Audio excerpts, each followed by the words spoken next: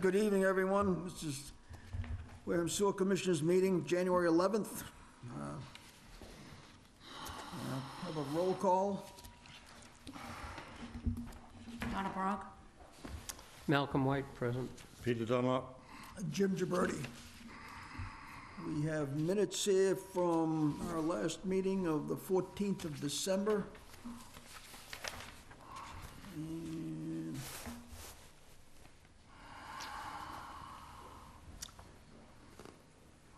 anybody has any questions? No. Comments, changes? I move we accept the minutes, I'll second that. December 14th. All in favor? Aye. Aye. Abstain. Zip. Okay. Citizens' participation, it looks like we have none. Okay. Sewer business, I've got a couple of things, I don't know how.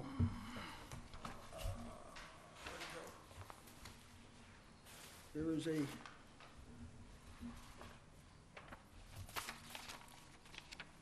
sewer grant application thing that you sent out, Guy. I'm sorry? You sent out a sewer grant application form or something that we had back in beginning of December. You sent out a sewer grant application with the state of Massachusetts, CEC, I think it is. CEC, yeah, CEC. CEC, yes, it is, and we haven't heard from that, and it won't be in this position until March. Okay, this is the one that has us paying 600 and, No, it's going to be quite a bit. We applied for everything, we can't get everything, so it's gonna probably cost out of our pockets. it's mad at you already. Around $100,000 grand. It's gonna be a $600,000 project, it will probably cost us $100,000 if we get the grant. So the numbers will be fine, because what it is, it's for the, one of our aeration basins, and we also included our EQ basin because of odors. However, last year we had some considerable success with keeping that basin empty on a daily basis and washing on a daily basis. It was quite the effort to do that, and the guys really did a good job getting it, but we found that to be effective. And so we're going to continue with that this coming summer. It's labor intense, but it does satisfy the neighbors, and so we'll continue that. Okay, I'll get so you the this is numbers. basically on hold for the time being because the numbers that show up are way out of whack for what we Absolutely. would consider. We will, Okay. when the grant comes forward, we will solidify the numbers. Okay. And we'll get it back to the board. The other thing is, has there been any word from Ty and Bond on what's happening, what they're doing, We what will they take aren't that, doing? it's on the agenda here. I'll take it out here. Ty and Bond. So Okay.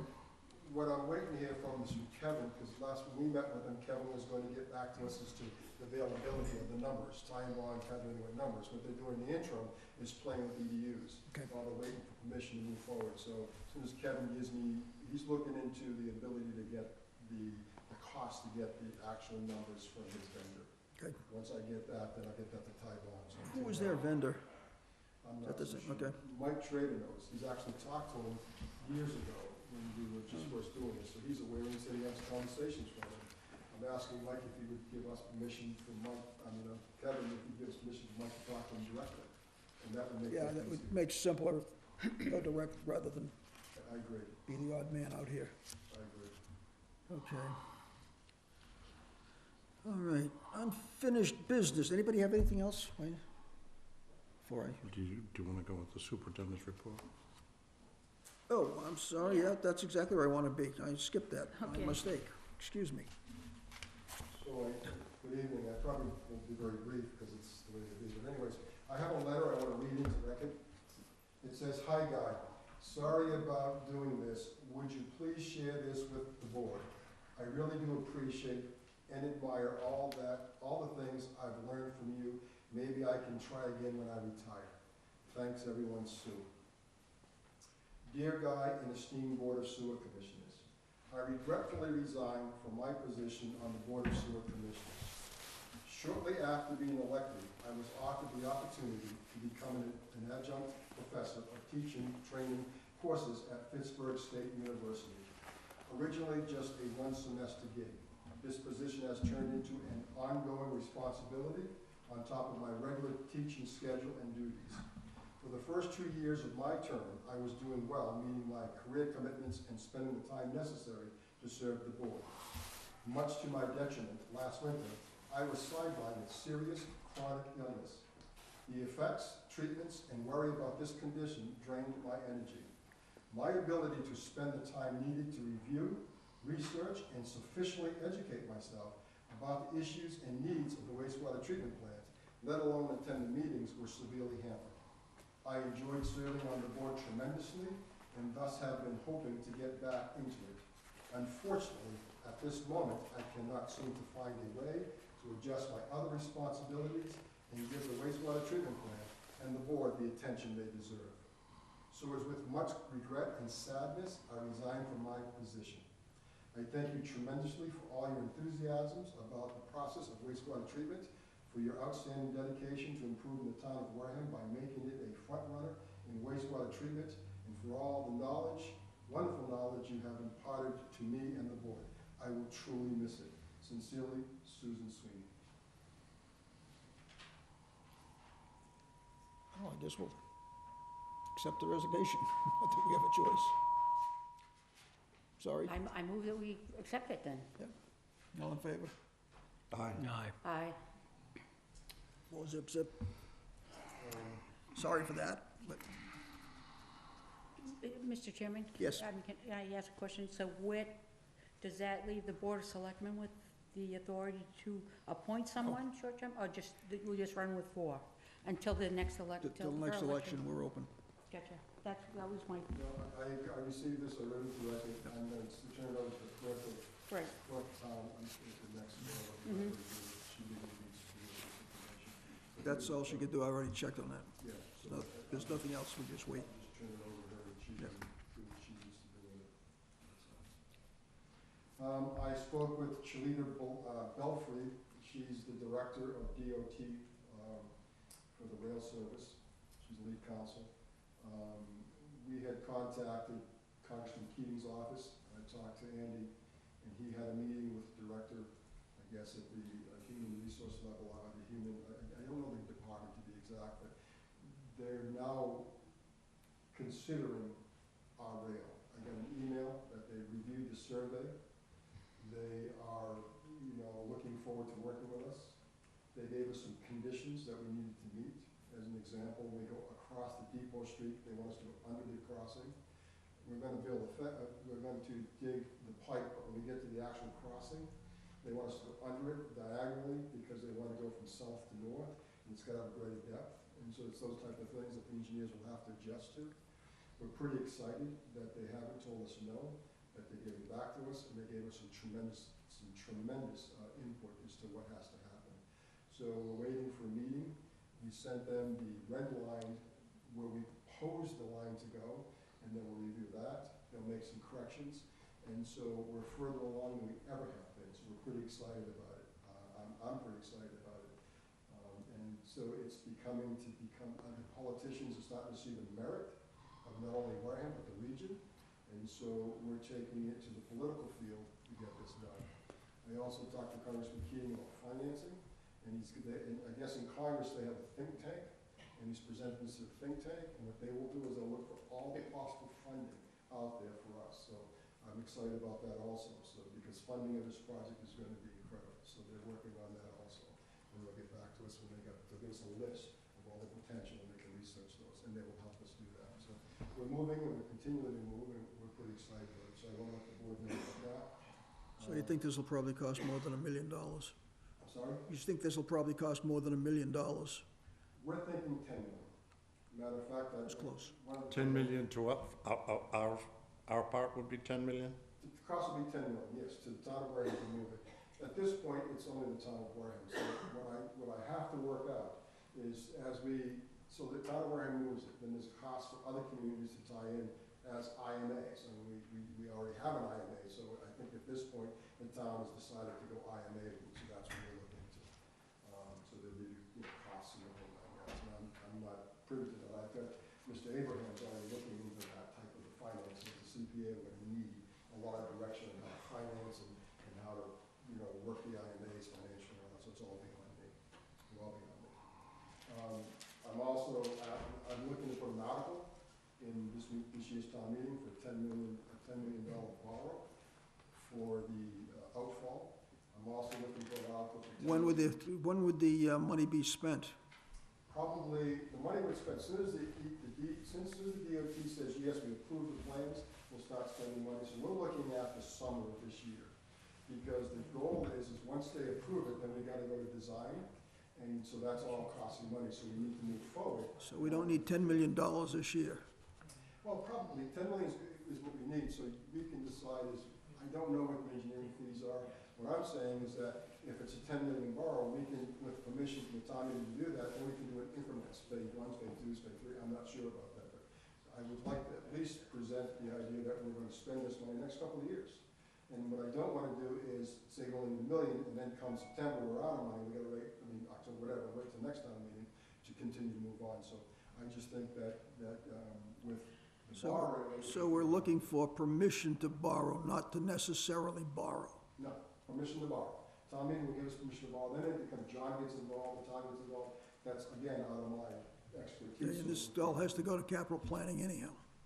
Well, capital planning, we put this on the capital planning list anyways last year about doing it. But everything's on the capital planning list, so this would have to come, I have move no up. idea. Yep.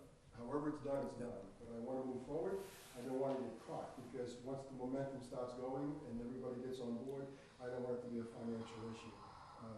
So that's my goal, but however it happens, it happens. That's beyond me, and the town will take the ball and run with it. I can't tell you. My answer is, that's why I rely on our CPA to do that. I'm sorry, go ahead, Donna. I have a question. You're saying 10 million to get rolling on this, right? No, 10 million to put the pipe in, This is, total cost. okay. That's the pipe from the plant all the way to the canal. What about the 9 million in infrastructure that we Well, have to? There's another, I'll put that article in also for the 21-inch infrastructure. I got 2 articles. So we're gonna be hitting town meeting for $19 million? Probably, yes. And then we'll figure out how to allocate the funds, absolutely. That's ludicrous. Well, That's probably. that's crazy. Mhm. That's absolutely crazy and, in my opinion, out of the question.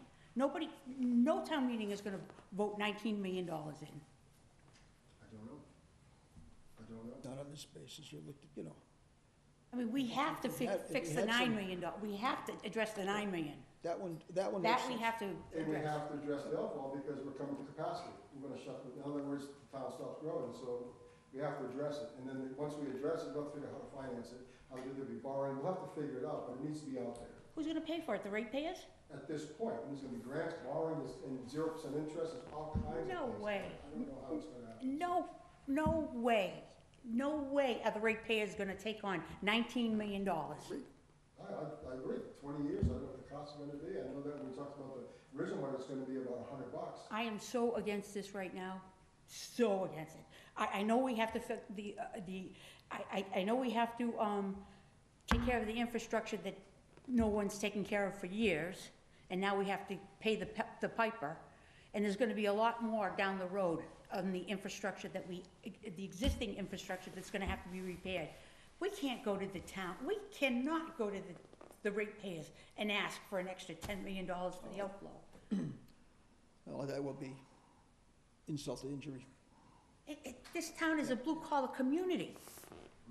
They cannot afford it. I'm just suggesting, you tell me what you want me to do, we'll do it. It's not my call. What I'm saying to you is we're running up to capacity. I'm saying to you, infrastructure damage, right at this moment, it's about $19 million. You decide what to do, and whatever you decide, you're the board, we'll do it. You're the policy setters. If you say just leave things alone, I will leave things alone. That's the nature of these. You tell me what you want me to do, I'm throwing it out there, and you decide what you want to do. Mr. Chairman, I think we need a meeting with the Board of Selectmen Oh, yeah.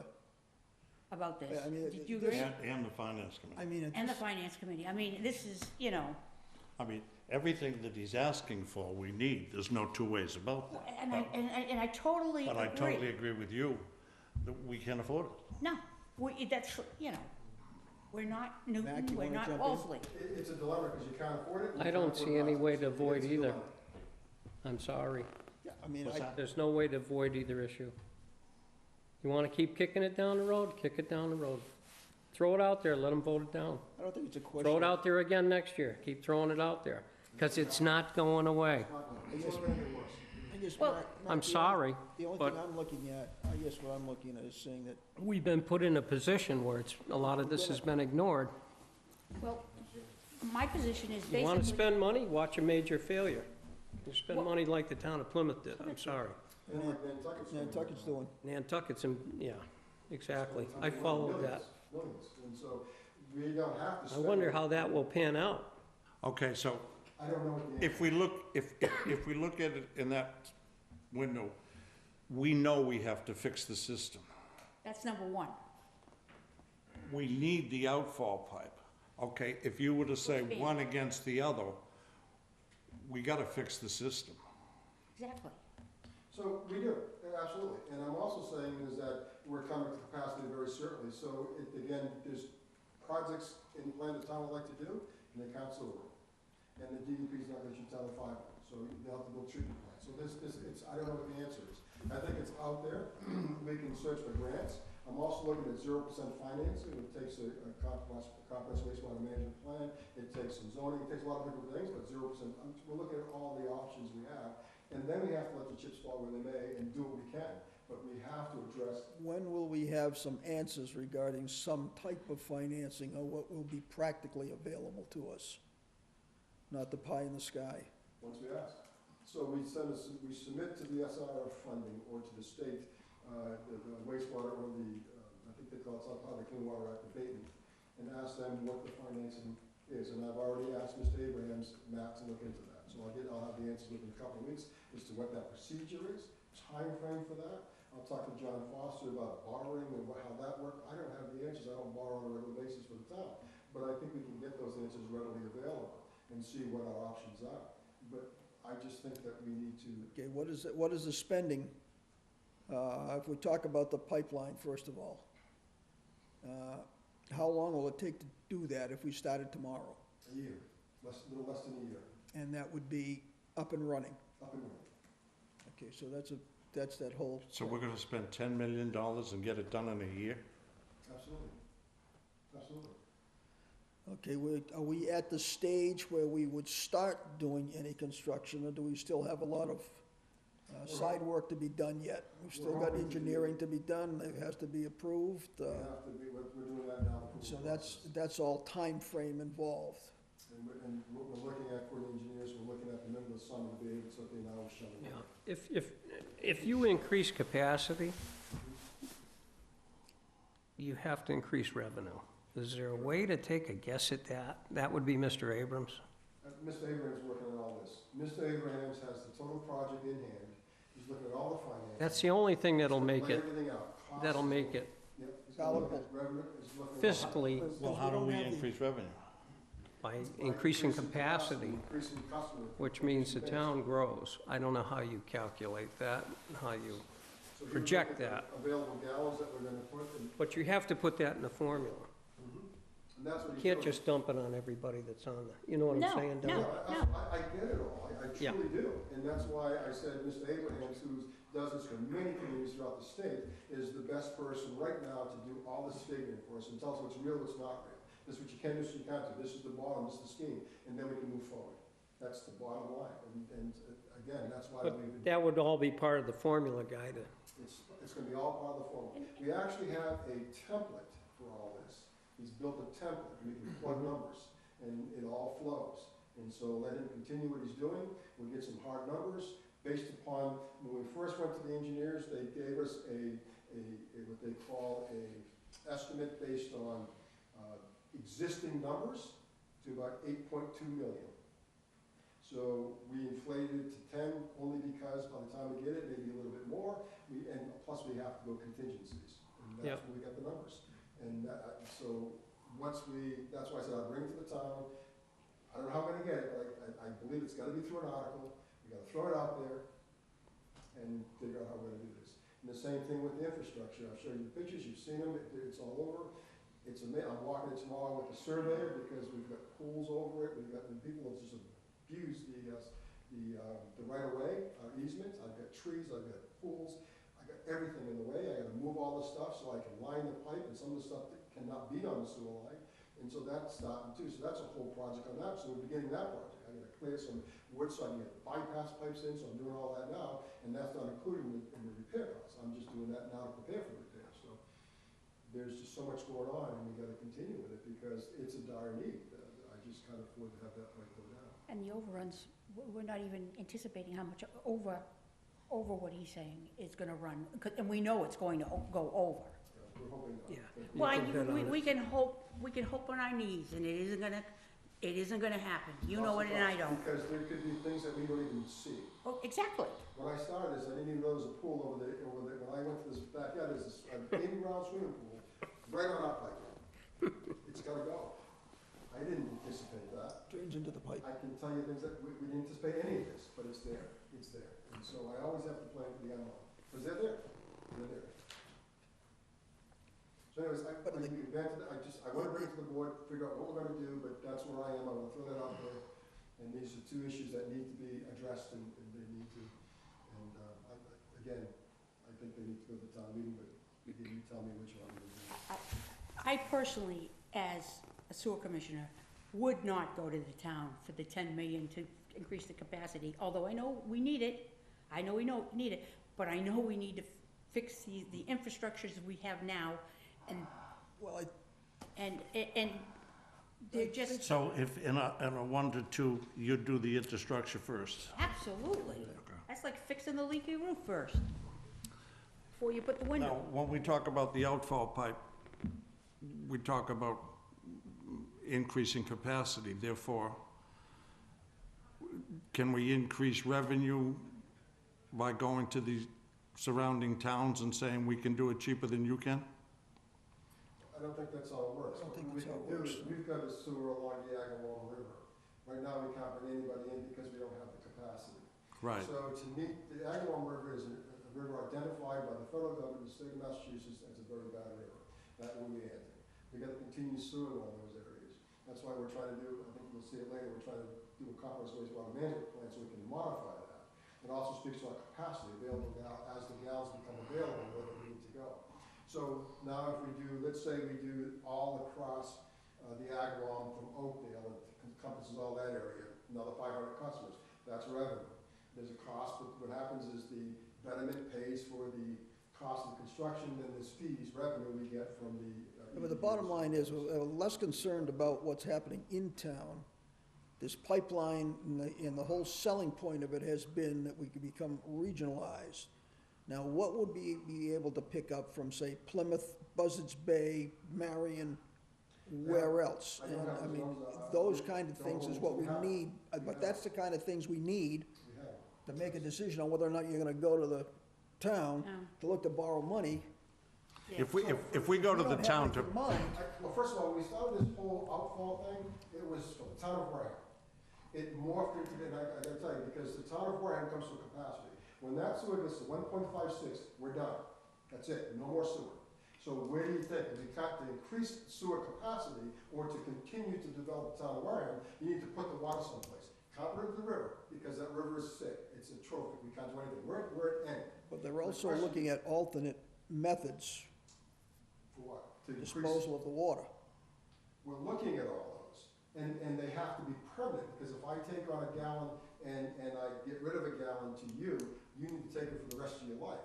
I'm looking at alternatives, but I haven't got any long-term commitments, because I need long-term commitments. I can't say take 100,000 gallons for a week, and then all of a sudden you stop taking it, I take in 100,000 gallons, I'm in serious trouble. So we're looking at all the alternatives. I'm looking at running it up to the town's wells with a pipeline, I'm looking at that. There's a lot of alternatives. But the bottom line is we have to do something, and none of it's gonna be cheap. It seemed the most advantageous to us was the canal because of the flushing and the Right. direct. No, I understand cost of that. getting there. That's all. But So as that's far as the beginning. usage of water, I think there's We another have alternative all- coming down the We have all street. the numbers. Bourne needs probably another 300,000 gallons.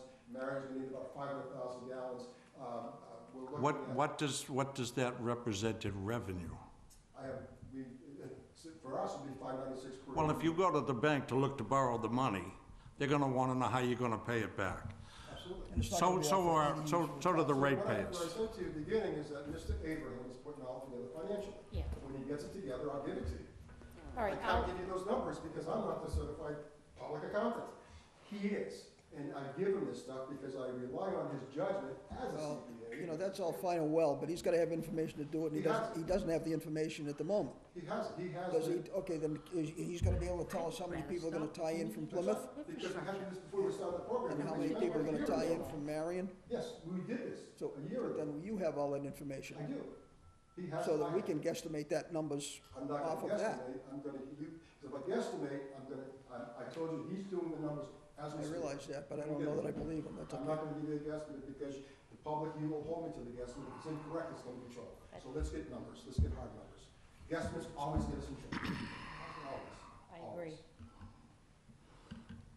So let's get Well- hard numbers. Well, I agree with Donna. I don't see any sense in going to the town till we could show them how we can pay this back. Sure, absolutely. What I'm saying to you is that we have a deadline of February 3rd. So I don't wanna delay, so I'll have, that's why We he's have a rushing dead- it. So we I have get a it to you. deadline of February 3rd to get on this town meeting. If we don't make this one, we've got the fall town meeting, Yes, we absolutely do. so We absolutely we do. don't have a And I'm deadline. certainly not gonna put off the pipe. Oh, no, I'm not talking about the pipe, we're talking about the No, we can extension. delay the start, absolutely. We can tell it, if they say go, we can say, we'll wait. The town meeting, yeah, absolutely. It's not the end of the world. We have that right to I say. mean, and we the other, want this. I mean, I have, But when you're doing funding, you're in a list, you're in line. So Yep. remember that when you're borrowing this money, if you pass it up, you go to the one, you may not get it next fall. Well, Which is fine. well, the thing is, you need the information on when the thing is, when it has to be submitted and when it's available. And what is there else? And we don't have that information at the moment, so until we get it. Well, I think at the very least, if we put a placeholder at town meeting and got them, we didn't use it, then we didn't use it. But to ignore it and not do it would be, to me, a misjustice. Whether we can get it on the agenda and say we want this, and if we can say, well, we're not gonna do this or do that, I have a problem with that. But saying we're not gonna do it and go to the next town meeting just because we don't have all these hard numbers, that may be a disservice in the long run. I don't know, but that's my position, that's what I'm saying. So, however, again, you're the board, you tell me what you want me to do and how we do it, that's it. Simple Well, I as think that. it might be beneficial before we go forward with that, is to have a joint meeting with finance and, selectmen. Well, if we have to have it by February 3rd, we're cutting it close. There's no question that we're going to have to go to the town, the ratepayers and the town, to get the infrastructure money.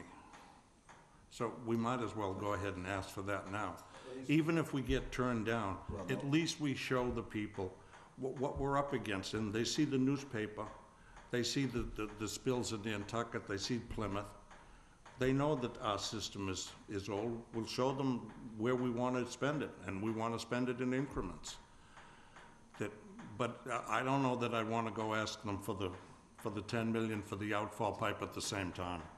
I have no issues, it's out there, we can do it any order that you feel is proper, I just wanted to, that's all.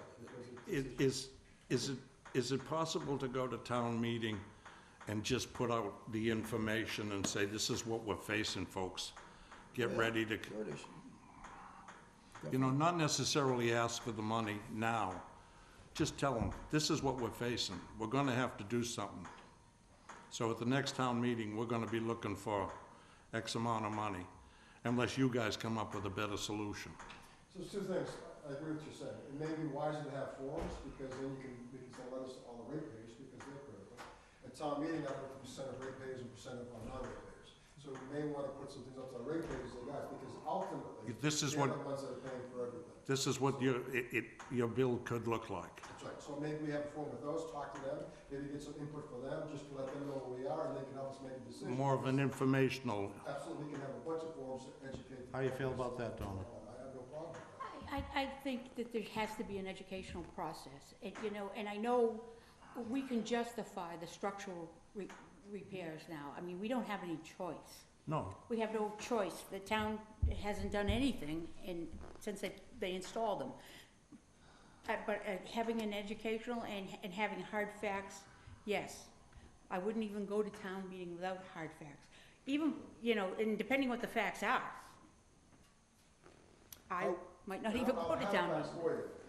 I would tonight, say- but I just wanted to bring this up, because I would I've got teams working on it. I mean, I would suggest at this point, that we just put in 2 placeholders on, What do you mean?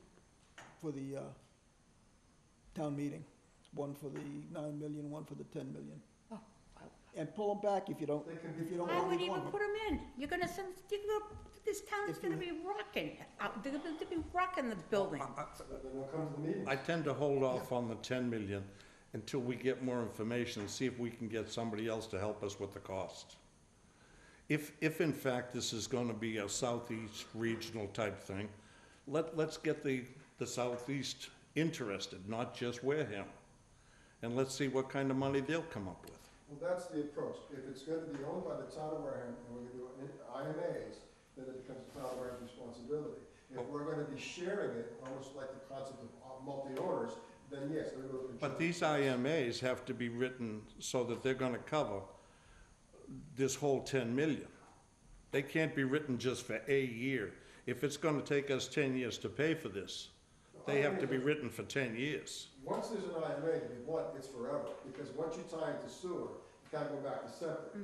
Until you, and Plymouth will never get, that's why Plymouth's interested, they'll never get to the Yeah, South but Plymouth. if- So if- an IMA is ongoing for 20 years, less. But I mean, Marion could one day decide, okay, we're gonna build our own system. Anybody could. Board Well, that's it, but that's why I say we have to get this 20-year contracts, and every 20 years. renewal. 20 years, if, fine, whatever it's gonna take us to pay this 10 million I off. agree with you. IMAs are not year to year, they're 20-year blocks. Commitments are 20-year, there's, the finances are spelled out, the rules are spelled out, and they become renewable at the end of the 20 years. I agree, it's not gonna be hit or miss, it's not, we're not selling widgets here. I agree with you 100%, but we gotta get to that point. So the question becomes is, if we're going to present the IMAs to local communities, we're the host, we own everything, so we're responsible. Or we're gonna say, no, you're sharing this cost, and you put so much money, and then we're gonna share the responsibility of everything. That's another way of looking at it. You guys, the policymakers, you have to decide. Well, how you're doing that pretty much with the IMAs with Bourne. I mean, you're doing that right now. It's just the IMA isn't as complete as it should have been. In the beginning, that's, So that's there's, another whole ballgame. but the basic bottom line is the IMA does the same thing, Once you're. if it's yes, written appropriately. That's right, we built, So- Bourne decided to. So we haven't written it appropriately, but we're working on getting that adjusted. Wherever you, yeah, however it's So- going to be done, it'll be And, done. you know, going forward, those Ts will be crossed and Is will be dotted. There are people doing it, absolutely. So, I mean, that's down the road. Well, That's if you look something at it that way, then we're not borrowing the money. The whole southeast is borrowing the money if we get them involved. Yep, essentially. I mean, you've gotta have somebody that's gonna Well, be that would be a lot easier for the town and the ratepayers to swallow.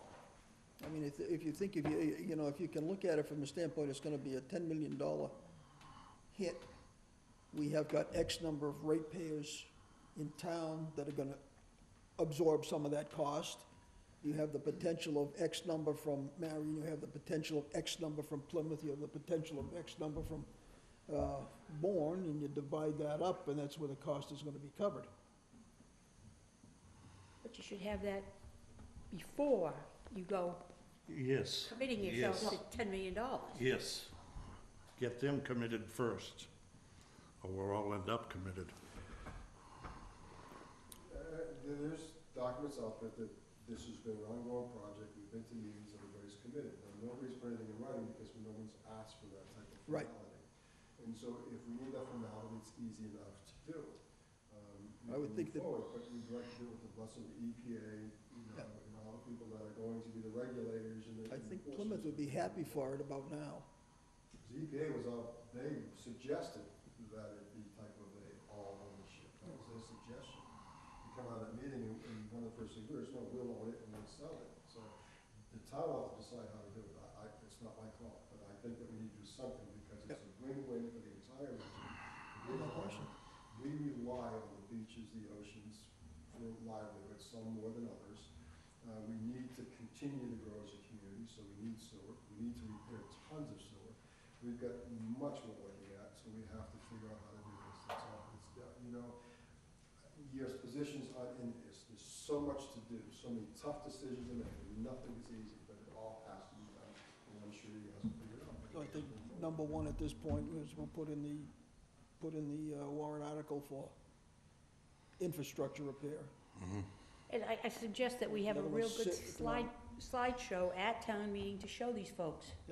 Western Bay Coalition is a partner, and they've got all the slides, they were gonna be part of the presentation every town meeting, it's going to be extensive, Mark was gonna take the lead on that, it'll be pretty extensive, and all the documents from Mr. Abrahams, from the engineers, the gallons that we're looking to get, how much we're gonna increase the outfall, what the revenues are gonna be, the costs are gonna be, the CPA will do all that, it's all part of it. Well, we should put something in the newspaper too, put an article in stating the state of our structure, so people aren't blindsided when they go to town meeting. Well, maybe We we need should to- do an information session before town meeting. Well, And then have, that too, but nobody's gonna come most of the time unless Well- you've gotta put it out there to the people in the newspaper or however, that, hey, folks, we got a problem.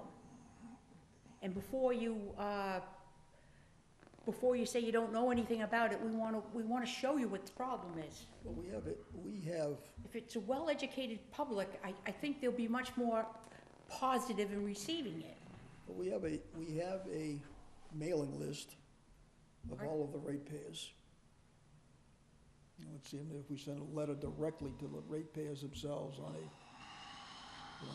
not to ignore putting it in the paper for everybody Exactly. else, but to hit the ratepayers themselves directly is I something would feel that's- better. that, I would you feel know, better if we. And if they don't show, it's their own fault. We But let if them we know and say, look, directly. we're gonna have a public meeting to address any questions that people have. What are you thinking? You're not saying anything. I'm listening. No, do you think, well, what's your opinion? It's a lot of money. I don't see a way around it. No, but I don't see, It's a bitter fruit. have you been to town meeting lately? Huh? No. Well, it's an experience, trust me. well, It's an well. It's an the experience. town- I went The town 2 meeting years ago. is not the time for the information. We gotta do that before town meeting. Well, I agree with you, and I think it's imperative that we get moving on it now. Okay. So I will talk to Mr. Abraham's office tomorrow, expedite that as best they can, but I want to do a thorough job. I'll reiterate to our engineers that we need all the hard numbers, Mr. Abraham has them, so we'll put all of them together and we'll try to expedite it.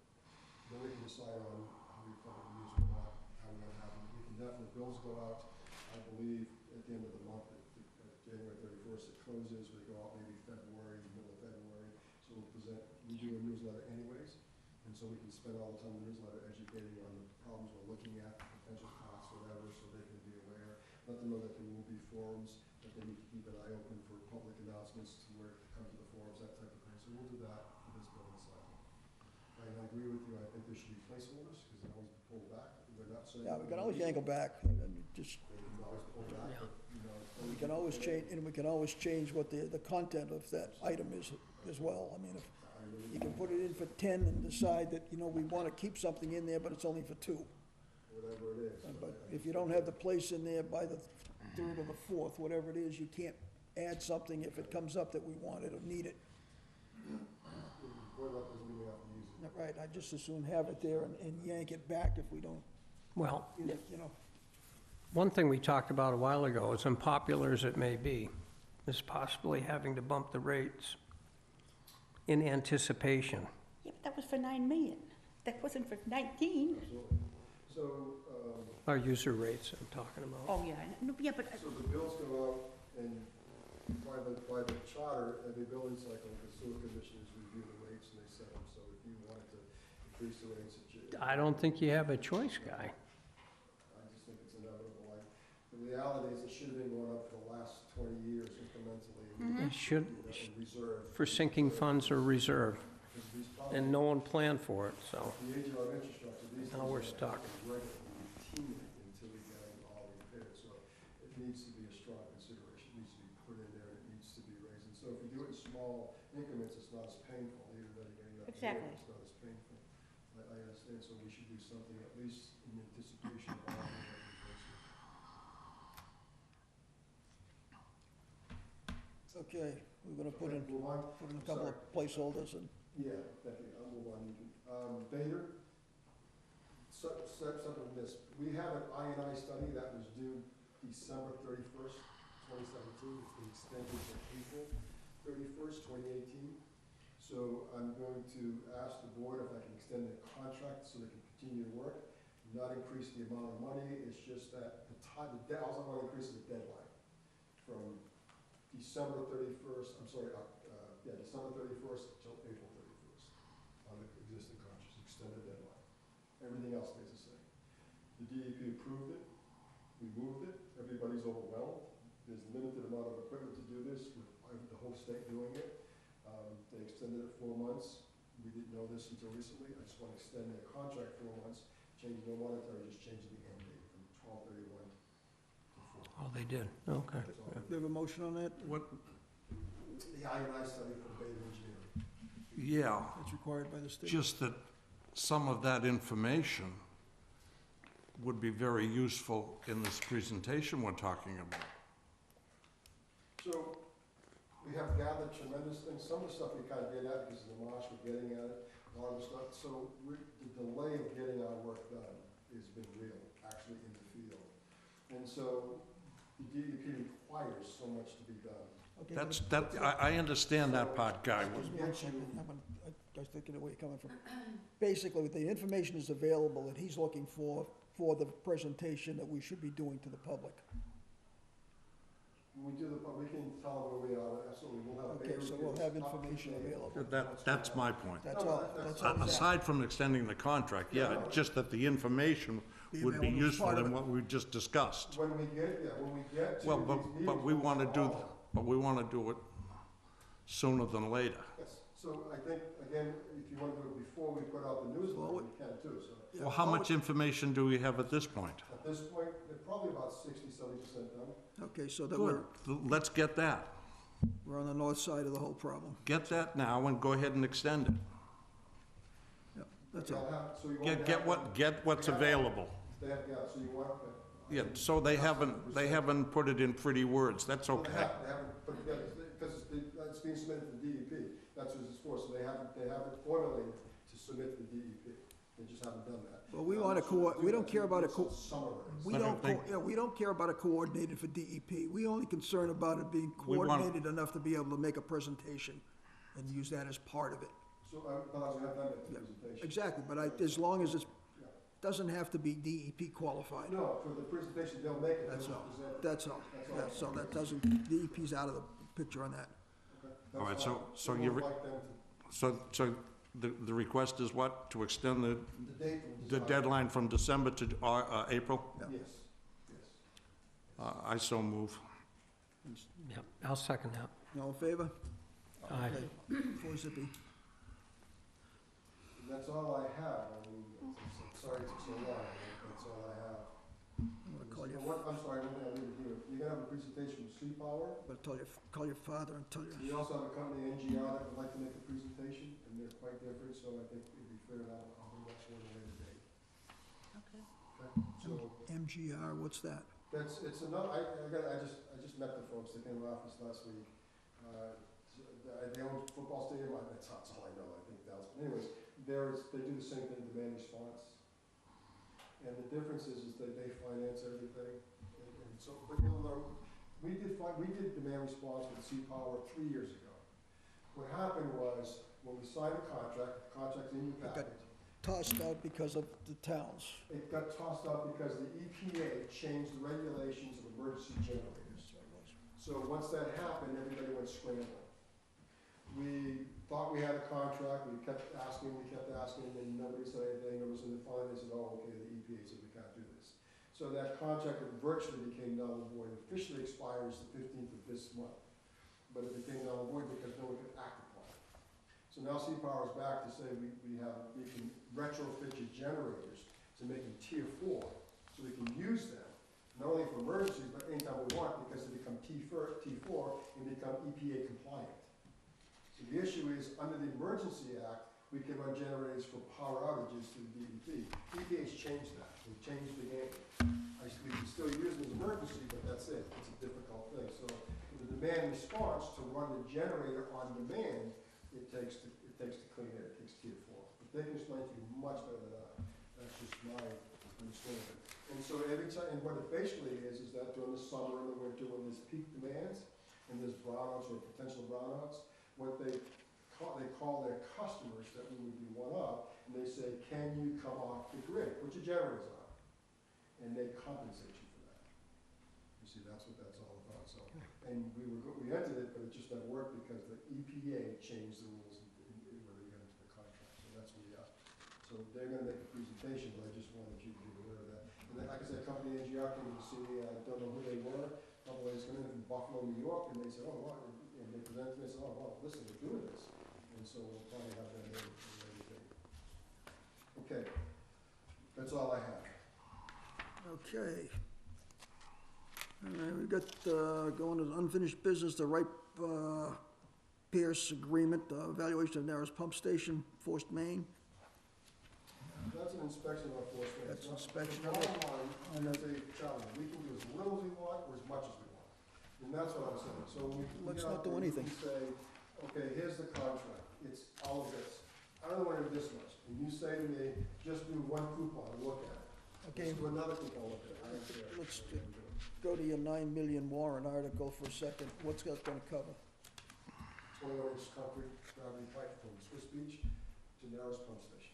Okay, what about Narrows Pump Station to the Doesn't cover plant? that. Doesn't cover that. How much is That's that? a force main. Okay, To align it, the estimate I got was $2.2 million.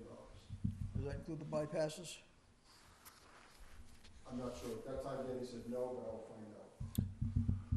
I did do a little bit. Remember, here's my issue, and I want to throw it out there. The force main from Narrows to the plant is the sister force main from Onset to the plant, and they're almost equally the size. If one is bad, they're both bad. If we're gonna do one, we're gonna do two. And that was the whole idea of investigating, to see where we were. And if we're gonna line one, we should line two, because they're the same age. They're the same pipe, same age, it's all the exact same size. And that type of pipe has what kind of a life expectancy? Well, I could have told you an answer, but now that everybody's failing at 10 and 15 years, I can't tell you. But normally it's 40 years. 40 years. And how old is it? 47. Well, 40 years, 47 Okay. years, 46 years. All right. They talked about doing a test every 500 feet. That's their suggestion. We do what we want to do. Let me finish the question. Sure. If they do it every 500 feet, does that mean they guarantee that the next 500 feet are fine? I'm not following. If I do a test at this point, and I do a test at this point, are you guaranteeing this length of pipe? Yeah, so what they'll do is, once they take the coupon out, they'll send it for analysis, back to for analysis, and they'll run electricity between the two. And that'll tell them if it's consistent. So if this is consistent to this and this, yes, then whatever that is what it is. And as far as them saying, this is the test, they give us the test to read. And in that test, what the engineers who do the test, and the scientists who do the test, are gonna tell you the deterioration of that wall. And then we make a decision from there. So they may also tell us if there's cracks or if the electric comes in and out. So the goal is, the difference between a gravity and a force main, if that force main is built properly, it's always uphill, and you've got a vent here, then it's always full, it minimizes deterioration, so it lasts longer than the gravity will. We don't know what the condition of that one is. We can assume by its age that it's approaching failure, and we can place it, absolutely. Or we can say, let's do a few tests and make a decision, and say, oh my goodness, you're right, it needs to be. You cut into it, oh my God, yeah, you're right, we need to replace it. Now it becomes a high urgency to replace it. If we reline that pipe from the pump station to the plant, forced main with bypasses, what's the time frame? You do the job? Yeah. I'm not so sure, I'll get a time frame on that, that's a contracted question, I don't know. Do you have an idea of the cost? 2.2 million, I'll have to find out. 2.2 million? Yes. Well, just reading this contract, I don't think it's worth spending $192,000. If you think we should reline it, we'll add that to the bonding and we'll get it done too. So we'll do that one and the other one because they're sisters. We'll Do you have a copy of it there? Probably. Of what, the contract? The way I read this, we're not getting much for 192. We have to dig all the holes and do all the tests. Contractor is. Not according to this. Yeah, it's contractor costs. None of this money goes for the contractor. Engineers not need the physical. 92 for the contractor, And 100 for the engineer. So you have to look at it, if we're over time, I mean, first portion for the contractors, a portion for the engineer. And the engineer's portion also pays for the testing, I'm just reading the, and so read it's this. testing in the whole thing. yeah, The engineer's not responsible for damage during pipe. no, he wouldn't be. They wouldn't. Well, who's doing the digging? The general, the city, whoever you hire, The general some contractor carries the GC. bonds for that, they're working everything. He'd be insured for So we've that. got to hire contractors in addition to this 192,000. No, it's No, not no. including the 192. 92 for the contractor, 100 for the engineer. The contract is, it's all inclusive. That's what the contract says, it's all inclusive.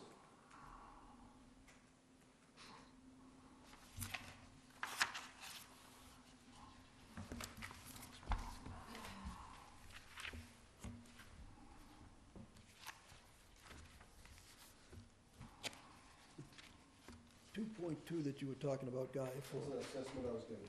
that's, I can get that that's sorted from, out. okay, and That's what, from one. what would be, we need to get one for onset too then, right? So it'd be about 4.5 to divide them both.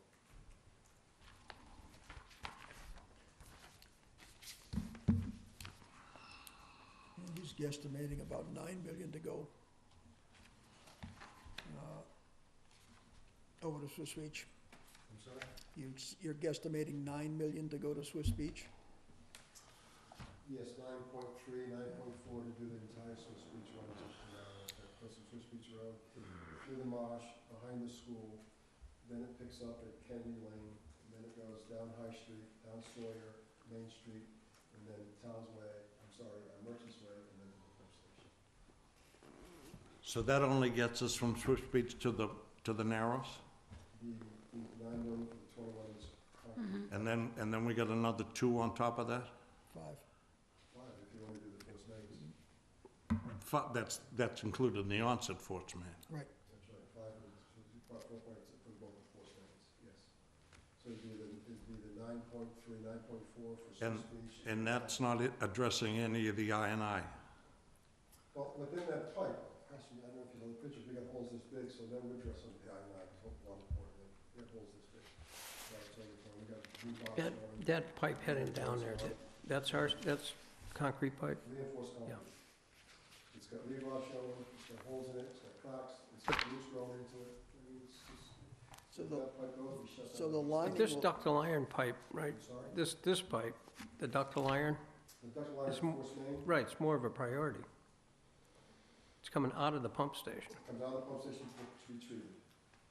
So, see, this is the dilemma, because if we can't get it to the pump station, to the treatment plant, if that was to fail because of where that pipe is, then it's immediate breach to the water, immediate, I didn't wanna think about the repercussions. Right. And if that line breaks, I'd have to have a bypass from one of the pump stations coming out of Swiss Beach all the way to the pump station at Narrows.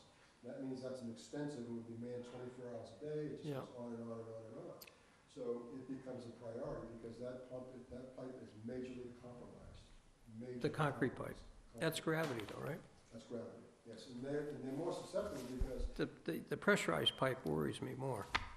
they both worry me. I mean, I don't know, I get so worried that it's all. What, coming out of that Narrows pump station, right, Guy? Yes. Everything downtown? Come on, Narrows is from Narrow Station, everything that way. Huh. The 21-inch does the same. the biggest thing with the Narrows, you've got the hospitals on it. Right. That's what I'm thinking. You've got hospitals, and you've everything got the down. whole Swift Beach section. So if you can't And- deliver it through that ductile iron pipe, you got a No. big problem. That's right. Where does, And if 21 goes, we can't deliver anything from that area also. So it means that the mall, it means that the schools, all that stuff is shut down. Yeah. Industrial park, all that's shut down. The trailer park, that's shut down. I mean, it's just such, it's, that's the one that goes right up Main Street? the 21-inch goes behind Main Street. Goes to The Merchants Way. And goes up to behind the Deacon School. No, No, Sawyer Street, that's another, goes up Sawyer Street. Where does that one come down and join in? Which one, let me make sure I'm clear. The 21-inch?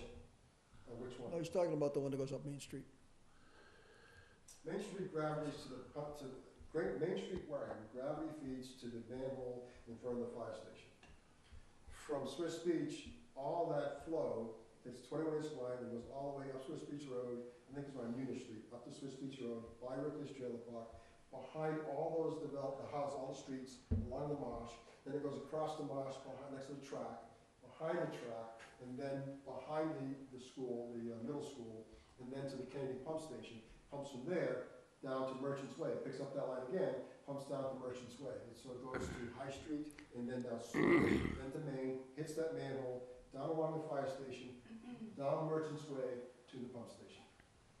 And all that's compromised. So all of that comes into the Narrows, and then we have this pipe that Then we're we pump, concerned. yes, right, then we pump out of the Narrows to the force main. So this has got to be done. They all got it, that's just the thing, what, Yeah, because of the. you're absolutely right, they all have to be done. But this has to be right We up. haven't done a whole lot on it yet, which is the same timeframe. Yeah, Exact same exact. timeframe. We haven't even looked at our announced to any degree. And that's what's troubling, what I'm seeing now in Warren is troubling. Honestly, we've got clay pipes along East Boulevard that swings. So, you know what I mean, we've got our hands full. We truly do. And we have to peck away at it. Because I remember distinctly at meetings, and the policy was, kick the can down the road. No, we can't do that any We longer. can't do We're that too anymore. far along. We're too far. You guys inherited the can, and you guys can't kick it. Aren't we lucky? Yes, you are. You can't kick it anymore, cannot be kicked anymore, because we're leaking. We've got holes, we've Well- got wires showing. If we do this with Wright Pierce, could we look at it like we're actually, even though we're not physically looking at the line from onset, we are We are, getting an idea of the Absolutely. condition of that line? absolutely. And my goal was, if we pull something through and you say, listen, this pipe isn't as So bad as we thought it we was might be gonna be, getting, maybe we can put on next year, Necessarily that's all I true, was trying to because all you accomplish. have to do is get We an can air do it all. pocket in one of them and determine the Brothers, difference. whatever you choose to do, I will do. That was why I wanted to at least investigate, okay, here's where we are, and we can say to sisters, and okay, do we have time, do we not have time? We can at least make a decision based upon moving forward. And it doesn't mean we spend the whole 192, because again, I think if we cut into the pipe, and you look and say, yeah, we're in trouble, then why would you go forward? You would do it strategically to get the best information. Plus, when you're digging, you're gonna take the soils, and there's a resistivity test that you do for the soils for corrosion. That's all that's all. How do you wanna do it? I'm afraid to go near it. well, I'm afraid if you dig a hole to inspect it, you're gonna blow it. I say line it, forget this. Whatever. I don't.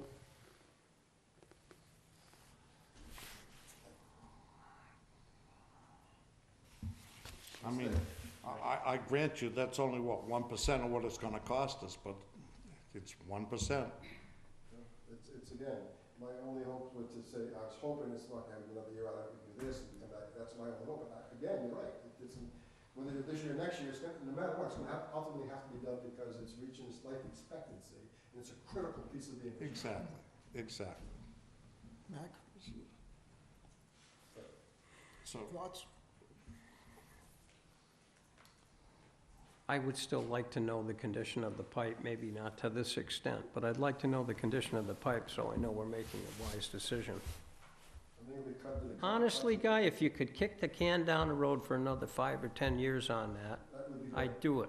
it would be great. And then get your rates bumped up and maybe sink some of that money somewhere, put it in a reserve. I don't know. The town doesn't ever. You're talking, what, 2 million, 2.2 million to just, line that? just for that stretch. Yeah. I mean, if you double it, because you've gotta do the other one going to onset.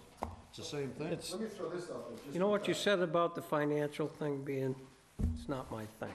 And that's why I was CPA, it's not. I need somebody, you gotta look at it and say, well, if I get 5 years out of it, what am I gaining? And the other thing is, you raised the other thing is that we have money in reserves, I don't know what they are. I've got a general idea, it is millions. We may be able to pay for Got that. Something, 5.3 million, yeah, about that's that. in reserves. That money's there, it's unapportioned, so that's available. I know the town has a hot room, we start spending that kind of money, but it's available. And so Well, that could be part of our the consideration. idea is obviously the money is available to be spent for this kind For of this kind thing, of thing. but not all of it, because it's not recommended. The way we're structured, Yes, absolutely, and you can work that number. are we still adding to that reserve annually? Yes, Yes, we Yeah, are. okay. So it's something to think about. I mean, because we're looking at all We this. can't volume. think about it any longer. No, We've I'm got to saying do about something. grabbing that money. So, no, nothing about thinking with the problem, I'm thinking about the financing.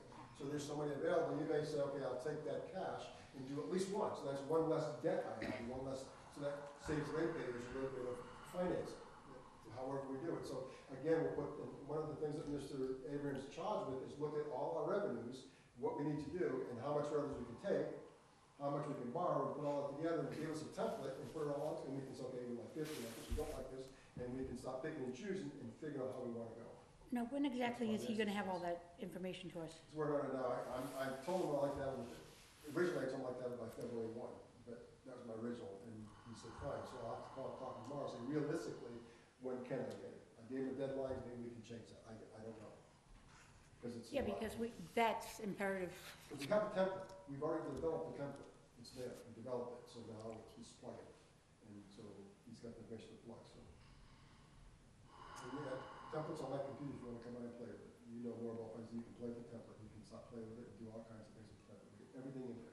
All the projects, everything's in there, our general expenses, what our revenues are now, it's all in there, you can play with the template.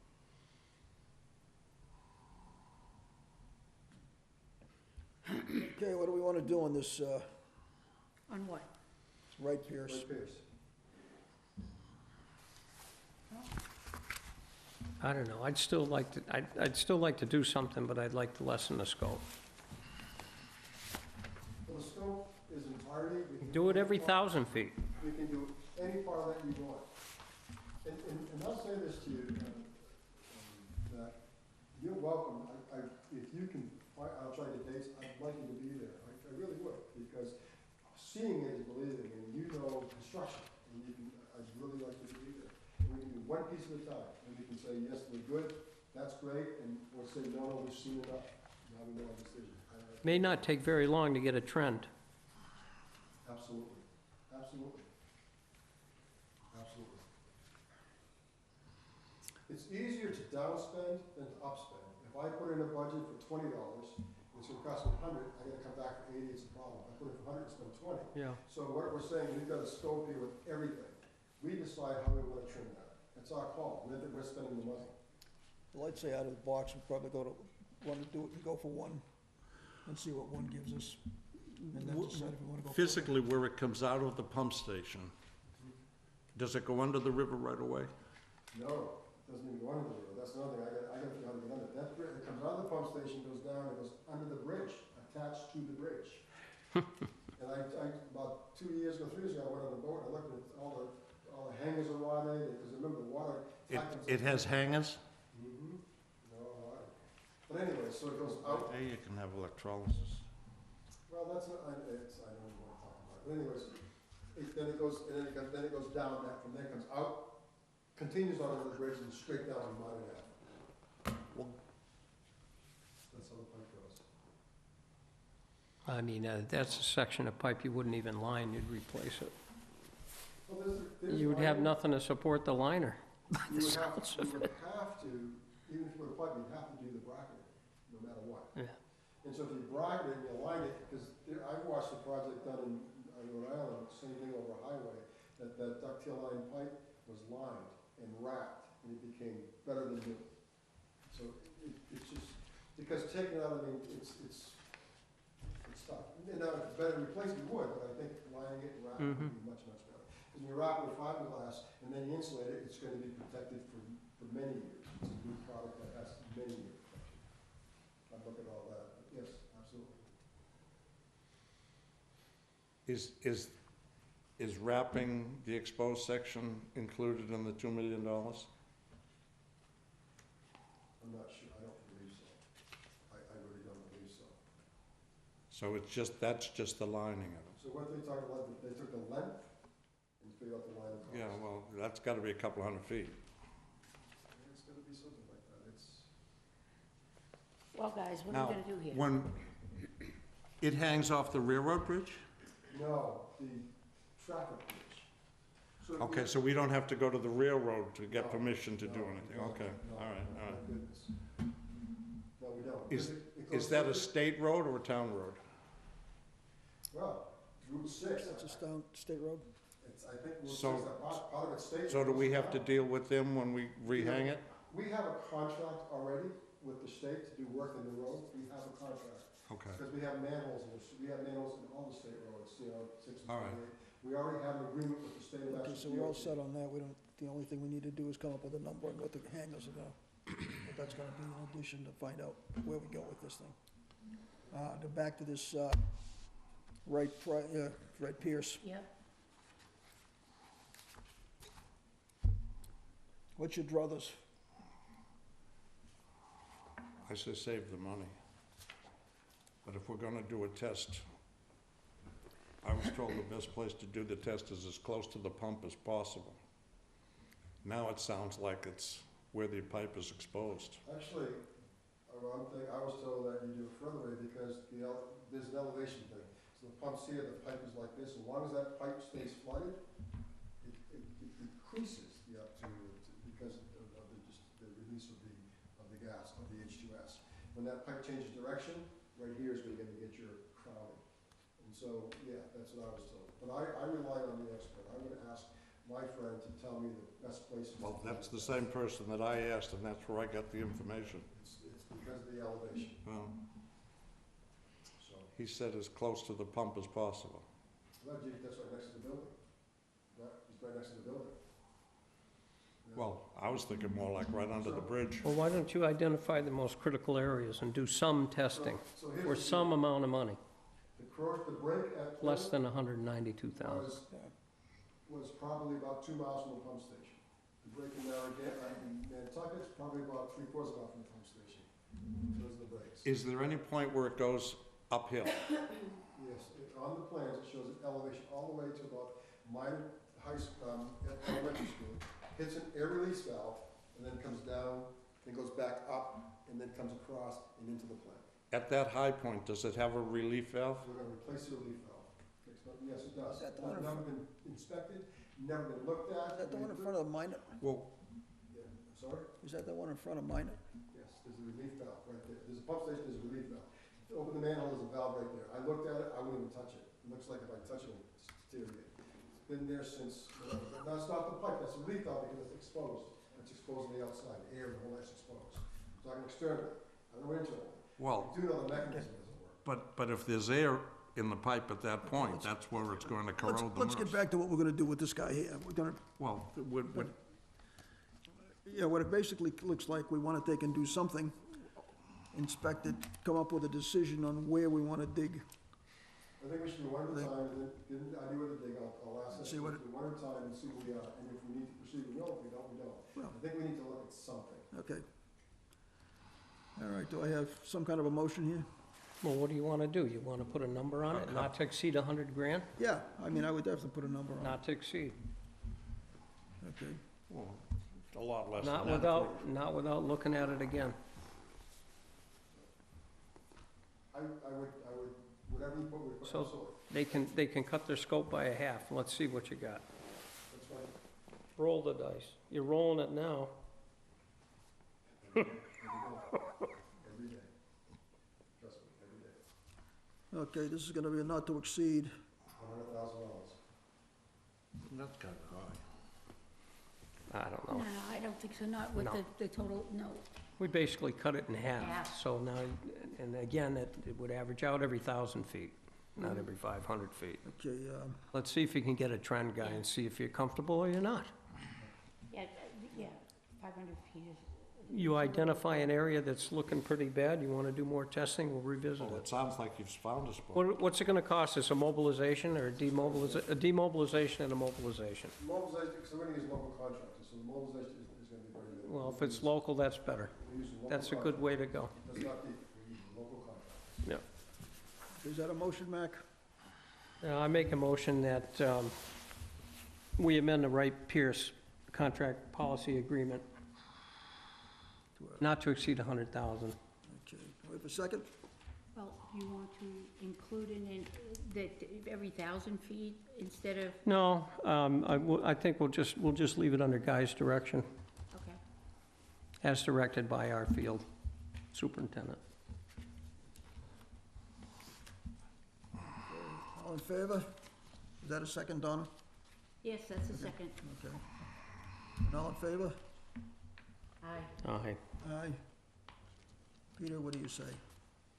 Just one question before Sure. we go further. They were gonna do 18 tests Yeah, exactly. for 2,000, for 200,000. 200,000. Yeah, but How many tests are we gonna get for 100,000? Hopefully 9, and But do they'll we- identify Why the do we need 9? areas. Do we need nine's my point? What I'm saying, we're not gonna spend that, we don't That's- need nine, we're not gonna do nine. That's why it's But up we to, wanna have the option, if we didn't do nine, exactly. we'd like to be able to It's, do nine. it's not gonna exceed 100,000. Right, not to exceed. So It's at Guy's maybe we can get it direction. left. If we can get, maybe we can get it less, I mean, yeah, well, that's, hopefully Right, that's at the your idea. direction. Absolutely, if we open up and we find problem right away, then why are we gonna proceed, why are we gonna continue? We already have an issue, then we'll stop. Exactly. I would like you to go right to the high point in that profile. I believe If there's any The high air, point gas and- pockets, and where the valve is. well, maybe either side of the valve. I'm gonna go look at it. Yeah. I'm gonna, yeah, 'cause I don't wanna say- Jesus I- Christ. I'll scan it. But, I think that I'm gonna. You get know, it's I'm pretty gonna tender get some now. quotes on that valve, just to have an Right. idea. What if they only It's gonna need it anyhow, so, Just because. okay, so we, that, so we get 3? got 3, 4, We get 3 or what, 4? Not to exceed 100,000. right, But if they only do one test, I don't want it to cost 100,000. It's not going to, no, it's not going to. Well, You gotta manage it, Guy. okay. You know what we're talking about, I so. certainly do. Okay, that's done. That's out it, of the way. that's done. Put it to bed. Come But I back. really do wanna know what we have. I'm So sorry. did you abstain or did I you say wanna no? no, I say yes. For the official vote, okay, We so it's abstained. 4 and 0. Right. 4. We can push it, if we can push it, then we're. Okay, tie and bond, we discussed already. The next business manager position update, it's in the hands of Doreen and Derek at the moment. I spoke with them this week. New business, C-Power presentation, well, that was good, that was a nice one. Moving forward. Oh, that's right, he hasn't talked yet. Did he show up? Yes, he's here. Oh, he did, I didn't even, he didn't say. You guys are bad. All right. Moving right along. Yeah, I've got some slides through this. My name's Dave Lavoy, I'm with C-Power. Thank you. And John Conti here is with Energy Choice, and I've got the advantage of telling you about the part that's gonna pay you money. He's gonna tell you about the part where it's gonna cost you money, so. Make less, don't think of it as costing. So anyway, We like I had a said, bad night for expenses already. And he's gone. We're out. How'd you like to be in a no-win situation? Where all we're looking at is writing checks. well, what I'm gonna propose to you is something that will write some checks to the town, or to the sewer commission. And how we do that is by a program called demand response.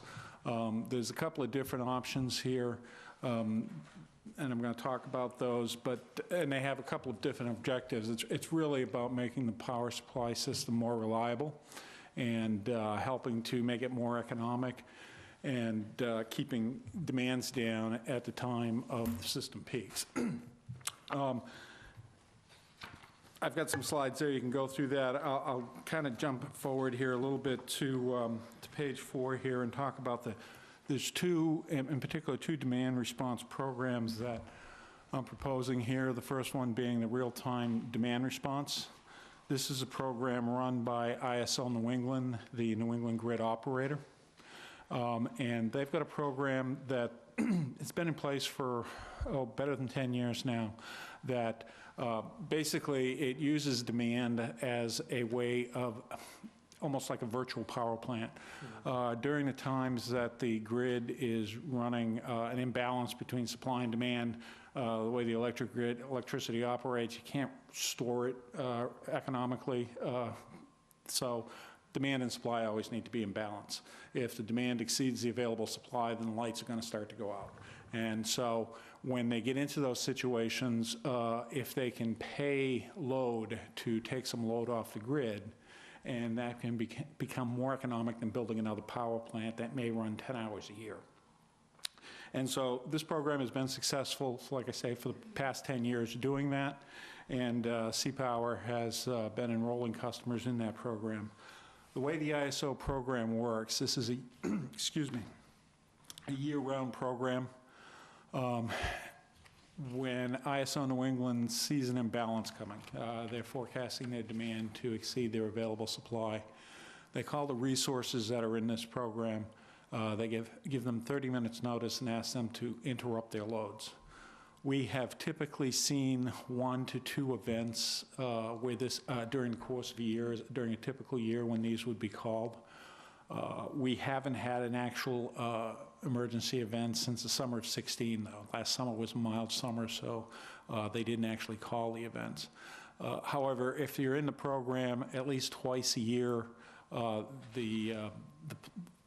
you would be called to do an audit to demonstrate your ability to curtail that load.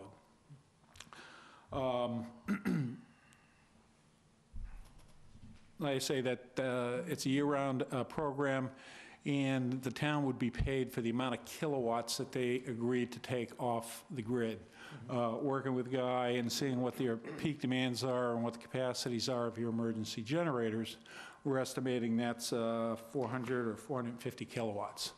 And so just for being there and being a resource that can be called on by the grid operator, they're prepared to pay the town to, on a quarterly basis, just to be ready to respond. And then when you're called upon on 30 minutes notice, go out and start the generators. They take the load that's coming through the meter, put it on the generator. The grid sees that as load relief. And in addition, when you... One second, I'm Sure. just curious, if a call were to come in to come offline, how long would it be offline for? A typical event runs 3-4 hours, depends on the circumstance. Okay. And they typically occur in the afternoon, between the hours of like 2 p.m. and 8 p.m. Coffee break. But they can occur at any time, but that's when we have typically seen them. The other program is a peak load management program, which is really geared towards the peak hour of the year. At the 1 hour of the year, and this is because of the way the grid is in New England, it's in the summertime, but the 1 hour that the system peaks defines what is called your capacity tag. And when the town goes out for supply pricing for new power supply, those suppliers out there will look at what your load is in that hour, and based on that, it determines how much capacity they need to serve you. To the extent that the town can reduce their load in that hour, then that can result, when you go out to those power supply solicitations, the suppliers will see that you need less capacity to serve your load, and as a result of that, you'll get a better price. Those calls are only going to occur in the summertime because the system wouldn't peak in the winter. It's just the way that it's air conditioning that drives the system peak in New England. And so that would be in the summertime, and it may be 4 or 5 times over the course of the summer that you might get called to curtail your load when we think we're going to be hitting the system peak. The hard part about it is that even if we hit that on the first day of the year, we don't know that that's the peak hour until the summer's over. So anytime you'd get close to that load again, there would be another call to curtail. Big difference between those two programs. The first one, the real-time demand response program, is that you will actually get a check. ISO New England cuts a check to C-Power, and then we split that payment with the town, and that's how we get paid in this program. Excuse me. So you actually get a payment in that case. Under the other peak load management program, what you end up seeing is a reduction in your power costs down the road. And there is also a 1-year lag in when you will see that difference in your power costs, just the way the costs are allocated. The peak demand that you set this summer is going to determine your power costs during the 2019, 2020 power year. And so that's when you'll see those savings come through.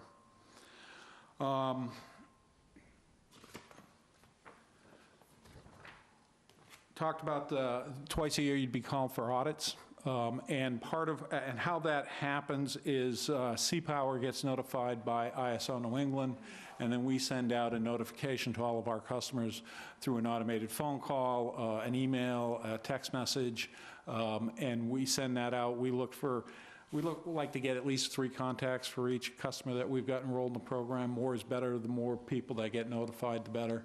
And then they go out and take that action. The other thing that we do when we enroll you in this program is we put a device on the electric meter that records the load in 5-minute intervals. And by doing that, we can see, and the town can see, what the impact is of the actions they've taken. In the case where you're running a generator that's fully backing up the load that's coming through that meter, your load should go to 0. But we also use that and that meter to pick up that load in 5-minute intervals to calculate a baseline. And that baseline is used to determine what your, how much load you actually curtailed, what your load would have been but for that curtailment. And there's a picture of that on page 8 on the slide there. It calculates that baseline. Another great advantage that comes out of that real-time load monitor is the town has access to that, and you can get in there and look at that at any time. And I've had a lot of clients that I signed up in this program that once they get in there and start seeing how their facility actually runs, it can open up their eyes as to savings opportunities. There's the way people think they're using the power, and then there's the actual of how they're using it. And the old adage, you can't manage what you can't measure, can help to identify, like I said, opportunities that if it's a factory, for example, and they shut down for the weekend and there's nobody there and they're still running hundreds of kilowatts of load, tells the operator of that factory that somebody's left all the lights on or the compressors or certain equipment on, and that's a way that they can go in and find those savings opportunities. Talked about that.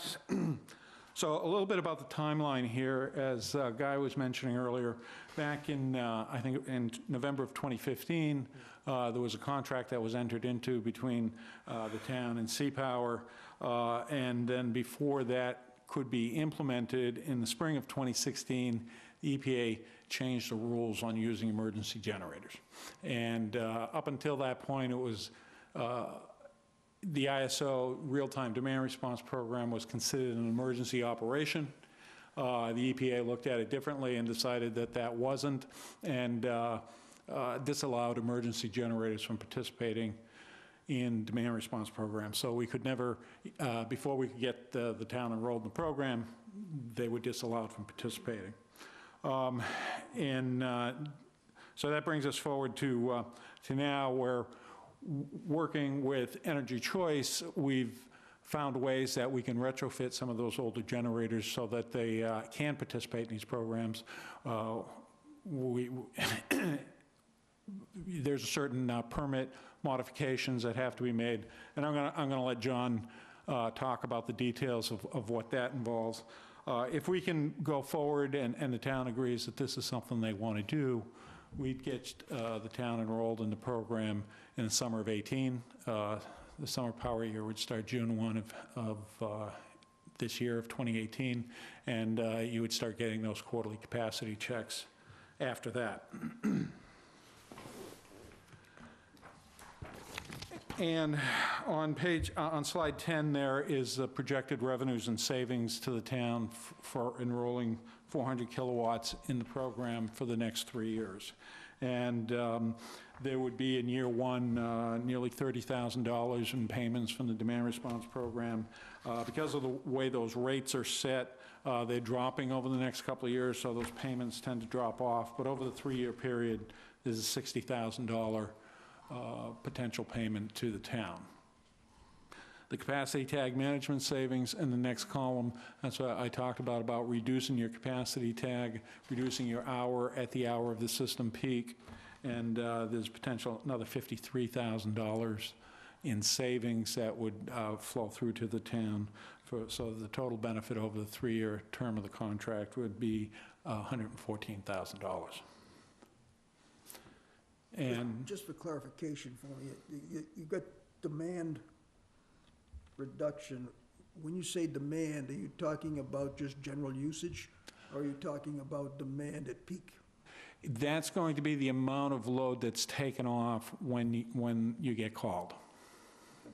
Not the volume of kilowatt hours we're using. Right. This is really not an energy-saving program as much as a capacity-saving program. So it's being able to take that load off at those critical times. Over the course of the year, there's going to be very little difference in the total amount of energy that the town uses. At 400 kilowatts, if we called you for 3 hours, that's 1,200 kilowatt hours, which is just a pretty small proportion of the total amount that the town's using over the course of the year. Okay, so this project is designed specifically for the sewer department, not for the town in general? Correct, yes, sewer. Any other questions on that part of it? Back to the call procedure. So you call Guy. Yes. Now, he has to go send somebody to each one of the pump stations and start a generator? Yeah. Excuse me? It's only the two at the plant. We have a 1,000. Oh, so we're only talking about just doing those Yeah. two? That's right. Yes. Okay, 1,000 and then 350. Yes. all right, okay. How many feet of pipe can we get with that savings? About six. Over a 3-year period. About $6. 6. You need any cooling water? So that's the presentation on the demand response program. Like I say, that's the revenue and the savings side of it. And with that, I'll turn it over to John to talk about what modifications need to be made to those generators. Yes, unfortunately. We've only got 2 generators that's necessary to be done to, is that correct? Yeah, there are 2 Right. generators at the plant that we have an opportunity to work on. Okay. Should we work on both? I'm not really sure. We're talking about saving 400 kilowatts, and you've got one generator that produces 350, and then you got the other one that produces up to a megawatt, which is probably the ideal candidate to retrofit. I don't, based on the 400 kilowatts, I'm not sure if it would make sense to spend the extra money doing both, where you're only trying to cut back on 400. Now, is that, when you say we're trying to cut back on 400, is that all that would be required to be cut back on, or is that all be available to be cut back on? or is That's that- what the loads on the Yeah, town's 400, meter yeah. typically looks like on Okay. a summer afternoon. Okay. So that's what's available to cut And at back. the plant. Okay. Right, at the plant, correct. So my thought is, we had talked about, in a previous meeting, retrofitting both engines. And I think it's a great idea to do both. It costs a lot less to do both rather than just one. But because we're only, looking at curtailing 400 kilowatts, then, Doesn't make sense. yeah, it doesn't really make sense to me. And I'd rather do the smaller one anyway, but it's only working out to 350, so. Yeah, I doesn't think make right sense. after the bigger one, the better one, it's a little bit newer, Yeah. and we'll get a better response from it. When you come offline, I have to run both generators. Can't run just one.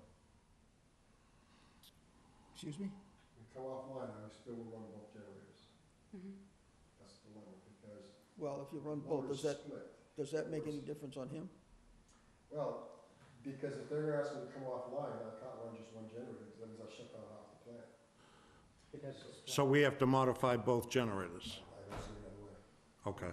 Because I can't say, okay, I'll run just the one, shut this one down, and I can't run this one because of the EPA regulations. Mhm. So that means that I cannot shut down the aeration basins that are covered by the small one. And if so I have no option but to run both. So if they Because of the call- way the place is wired? That's right. the way it is Okay, with the wire. Okay. So we have to modify both generators. What's that gonna cost? No option. Well, we're looking at it, and because we're in Massachusetts, and because Just the number. We're looking at $115,000. And how long is it gonna take us to pay that back? It's gonna take us 3 years to make that savings. Right. So it's How gonna take, much? it's gonna take us 3 years to To pay recoup- that back. To recoup that savings of retrofitting those generators. So we're not gonna benefit anything in the first 3 years. And then what are we going to recover? Well, Yeah, you we mean did 3 beyond, years. beyond year three?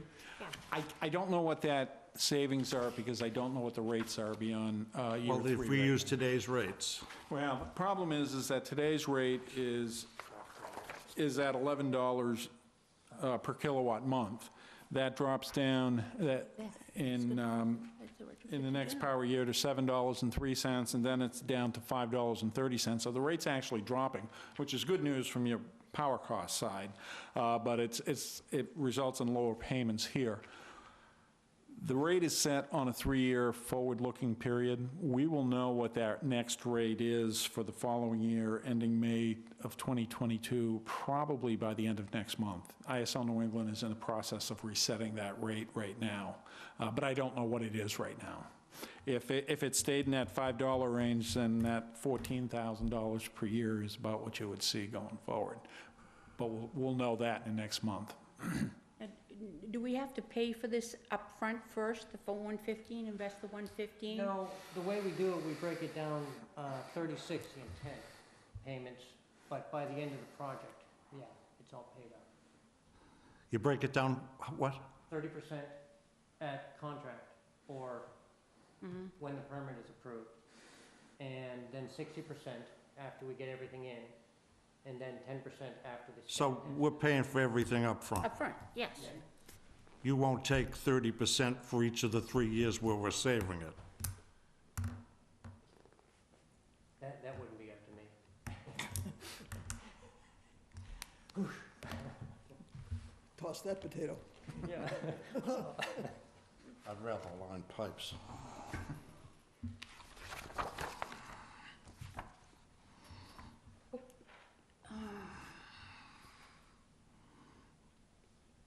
The figure can adjust slightly based on our environmental team's analysis of the area and, you know, everything.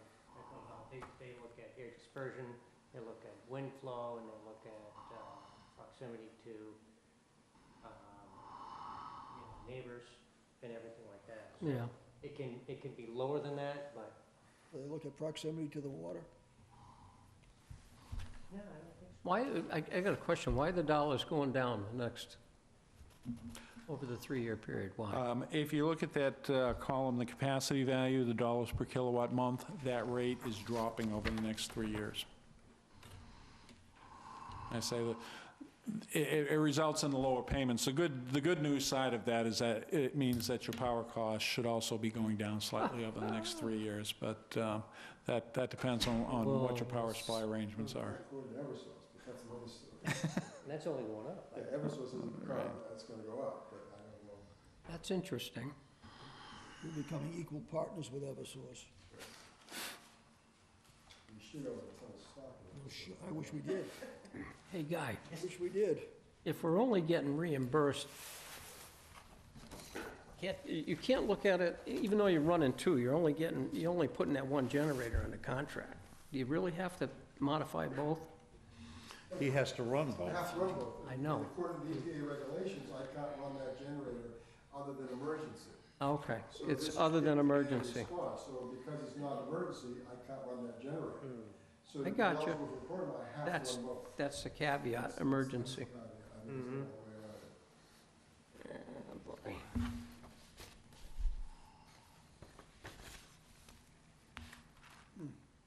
Well, my suggestion, Mr.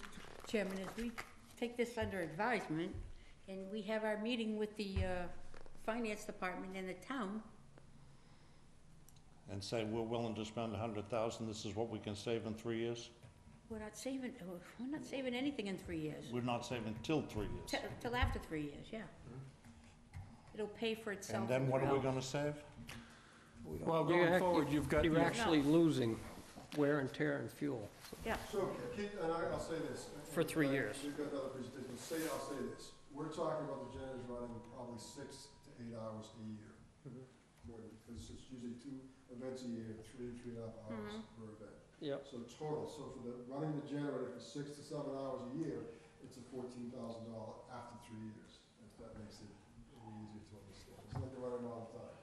So usually 2 events. You look at the history of events, there's 2 to 3 years, 2 to 3 events a year for 3 hours. So you're talking 3 to 9 hours total runtime of the generator. Yeah. For the program, to earn the money. To earn money. And at the end of 3 years, I mean, there's certainly the option to continue in the program. I just can't tell you what the revenue opportunity is right now. But, you know, power costs, are they going to be going down indefinitely? That would be a wonderful problem to have, Yeah. but I wouldn't be banking on that. What's driving it down?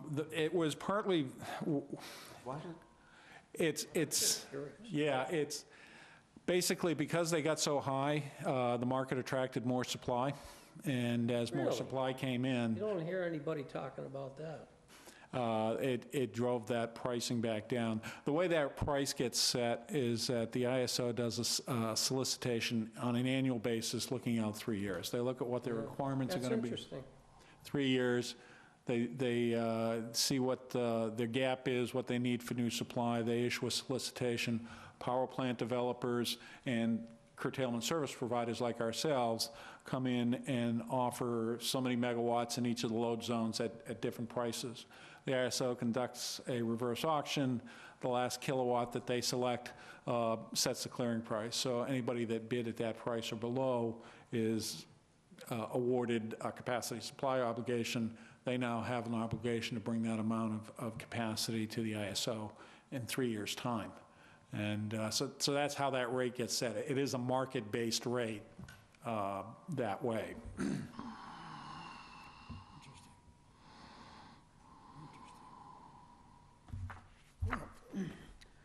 I think we'll suggest we take it under advisement. How many hours on those generators, guys, you know, off the top of your head? Hours, all of Yeah. as well. Quite a bit for the generator's responsibility. Not many hours. We run them every month for probably 2 to 3 hours to heat them, put them on the load to make sure they operate, and whatever there's a power outage. That's it. Yeah. So those are the total hours. The thing with generators is, again, they have a life expectancy, or I should say a life of dependability. And because they operate the treatment plant, they have to be as dependable as they can be. Yeah. So talking to my contractors that service the generators, those 2 generators are approaching those in the next few years. That dependability, not that they won't run, but dependability. Like one has a flywheel that has a crack in it, not a big deal. But as time progresses, it becomes more of a deal. So one day that generator is going to be undependable. If that flywheel is to go, then I get the power needs, that generator won't start. So, you know, I'm trying to evaluate all that. But they're getting up in age. They truly are. They're the 1999 generators. Yeah. The idle, the time when they don't run must kill them, sitting there. Sitting there not running, but diesels not running is the worst. It's the worst thing going, yeah. So that's why we exercise them monthly, just to make sure that Yeah. they're cleaning out the engine, we get them up to temperature, they run, then we load it, to make sure the genset works. So they'll be eligible to vote this year. Absolutely. Yeah. Most of the ones we do now exercise once a week. Yeah, we exercise once a week on all our generators in the pump station. So in 3 years, when we have to replace the generators, we won't make any money either, because we'll have to Well, replace the I'm generators. trying to get a handle on it. I'm asking. Yeah, it'll be fine. Okay. Well, you're gonna buy EPA compliant generators next time. Oh, next time, yeah. Right. If you did replace them, then presumably you'd replace them with Tier 4 generators, which would be able to run in this program. We wouldn't have to have these retrofits on them. So that's where we are. Now, I'm gonna say this, and it's not to embarrass engineer, but when I sat and talked to NGR, they include all this in the cost, so we wouldn't probably get as much as the split was in the first 3 years, but we immediately start making money, because they absorb, they're big enough, they tell me, I want them to tell you right now, they're big enough that they do it themselves in-house. They do it all. They retrofit your generators, they get you on the program, and you immediately start making money. So I want to at least have them come in front of you so you can ask them questions. questions. If you had the EPA compliant generators at this time, they wouldn't have to retrofit, is that correct? Correct, so that's what I was thinking of buying. The generator's about $140,000 for the 1,000 kilowatts. And then it probably about, I don't know, $50,000, $60,000 for the 350 kilowatts. So it's about $200,000, $225,000 investment in generators, which is a little, so it's about About 135 twice, retros. twice the price of retro, Yeah, But brand new but two generators. brand new generators. So that's a consideration. Well, it's not entirely, yeah, exactly. And We need to marinate on this. when's the turnaround time theoretically for the generators you have now? Do you mean within the next 3 years? last week, Jim. Oh, so 3 years from now. So if we put in new generators, we'd pay for them with this program in 6 years. Well, yeah, so you would break even for the rest of the years if we decided today, but. And what's the life expectancy of the generator? It's only 10, 15 years. So we'd have, Dependability. so we'd make money for 10 years. So that's all I'm saying, I don't know, all I know is that the NGL side, they said you start making money from day one. So they would retrofit the generators. Now, again, they would have to be aware that in 3 years we'll probably replace that generator, so it may not be worth the investment. I'm not so sure. That's their call. That's- But they're saying that they would start immediately paying you, so that's a whole different ballgame. Because they incorporate it all into the cost of doing business, and they do it themselves. That's how it's going to be. That's why I invited them to come see you, but they will leave. We're expecting to replace both generators within 3 years. Same age. And like, here's the thing, I am personally not a gambler. I know that in 3 years, that generator's gonna become a question of dependability. So basically, what I'm driving at is that it almost seems that we would be better off postponing a decision on this until we replace the generators. Then you didn't have to do the retrofit, you'd save that $135,000 to go towards the new generators, so the cost of the new generators becomes half That's right. of what it would be at the present time. Or look Versus at going to the, retrofit and then be able to go into it. and at the same time, Yeah, look I at mean, the other to program, me, that makes a little more sense. that they're paying for everything, costs us nothing, and there's a little bit of money to be made. That's gonna be their decision to make that investment. They may not, but I think it's worth talking to them. You know what I mean? Because we're not Yeah, paying for anything. we'll It's talk just- to them, but looking at, you know, I hear you. yeah, I mean, I think we should talk to them, but I think, you know, in all fairness, you know, with the situation that we're in at the present time, if we've got something that's about to sink, it's the same thing we were talking about earlier with the piping. Right, so we just, Piping's on the south side of Livable, you know, so we've got to do something with it. Do we want to spend the money? No. Do we have to spend the money? Yes.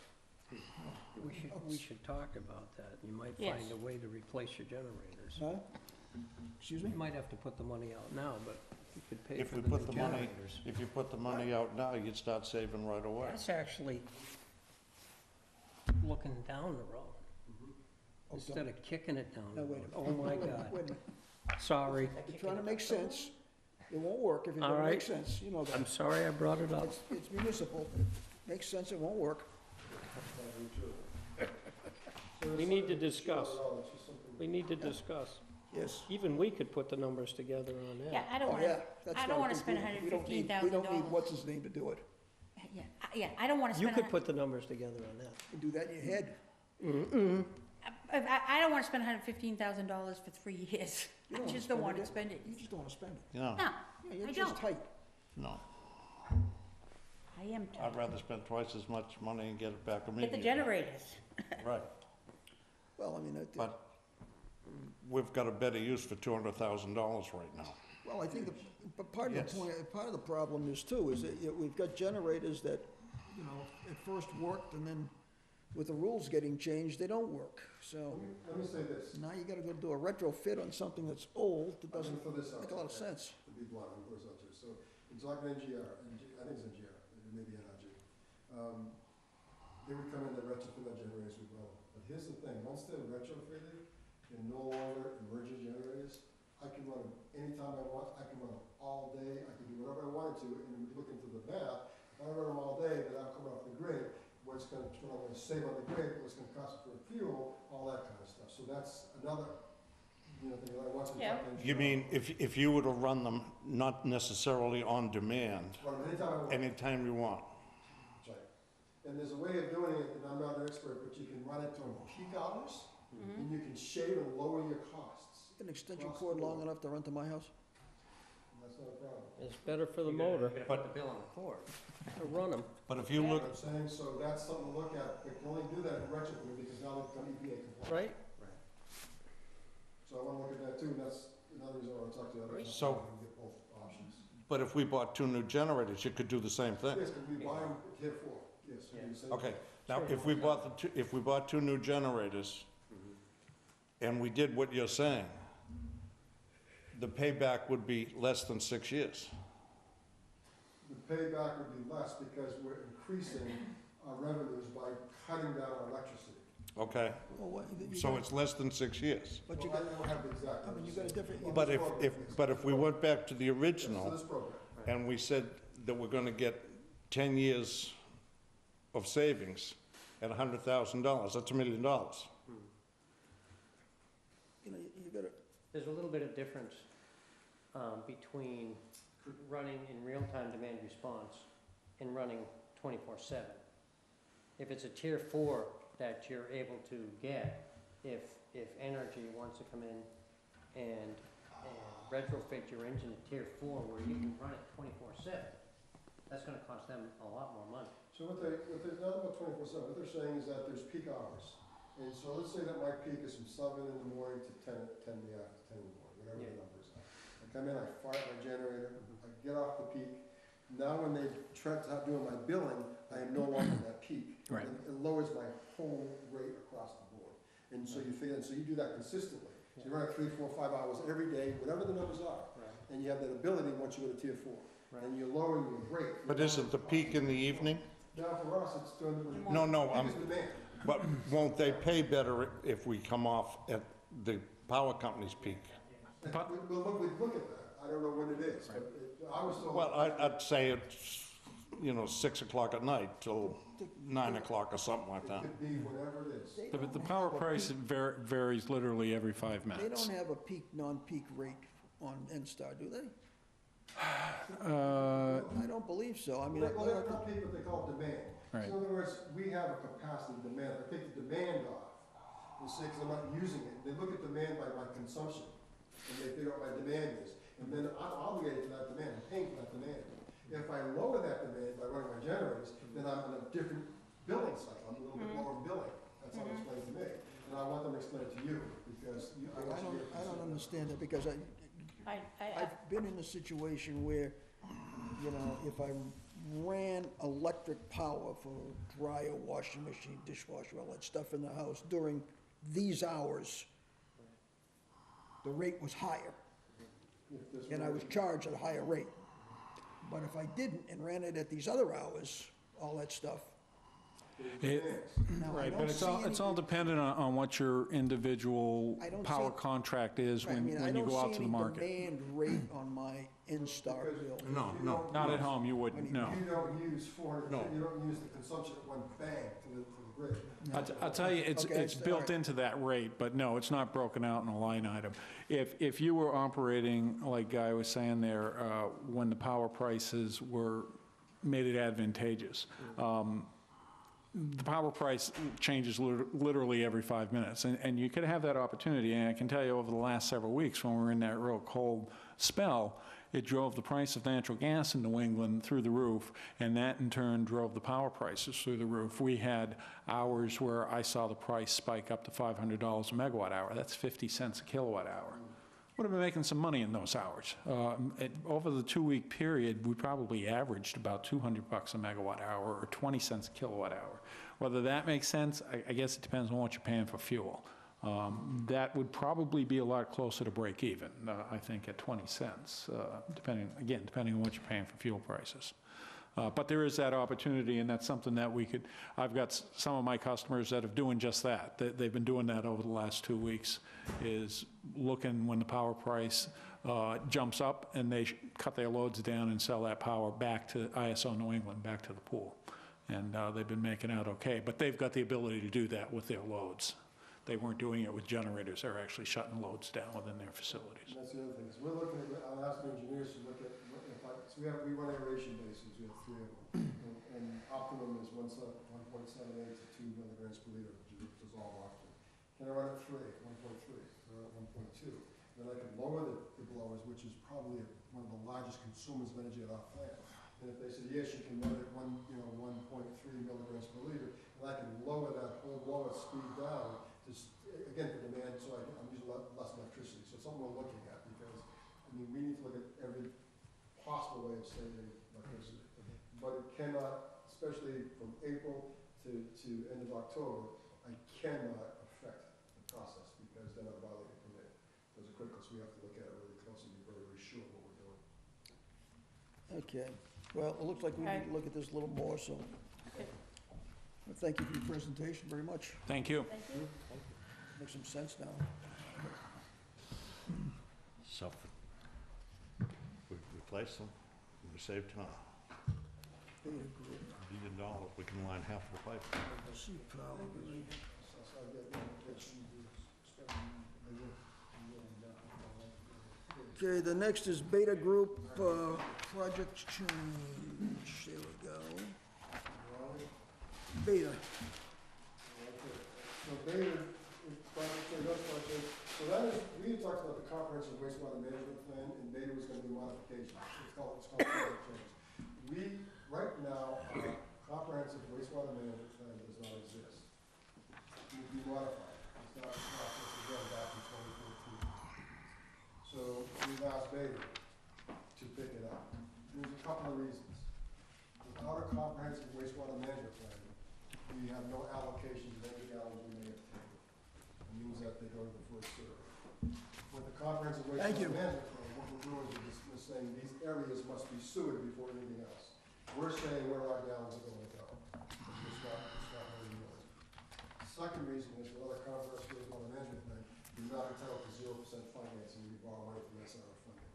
It's too good. Now I'm saying, I'm not the mathematician, but if you borrow $10 million at 2% interest, or $10 million at 0% interest, without running numbers, I see a tremendous savings. But you guys are financial needs know better than I.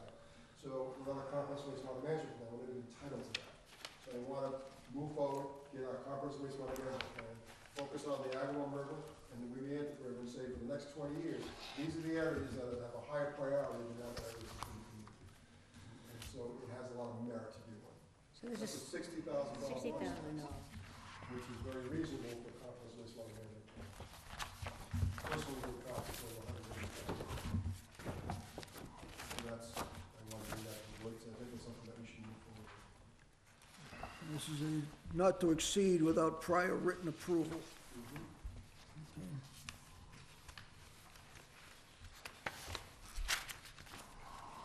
Now, Go ahead, Donna.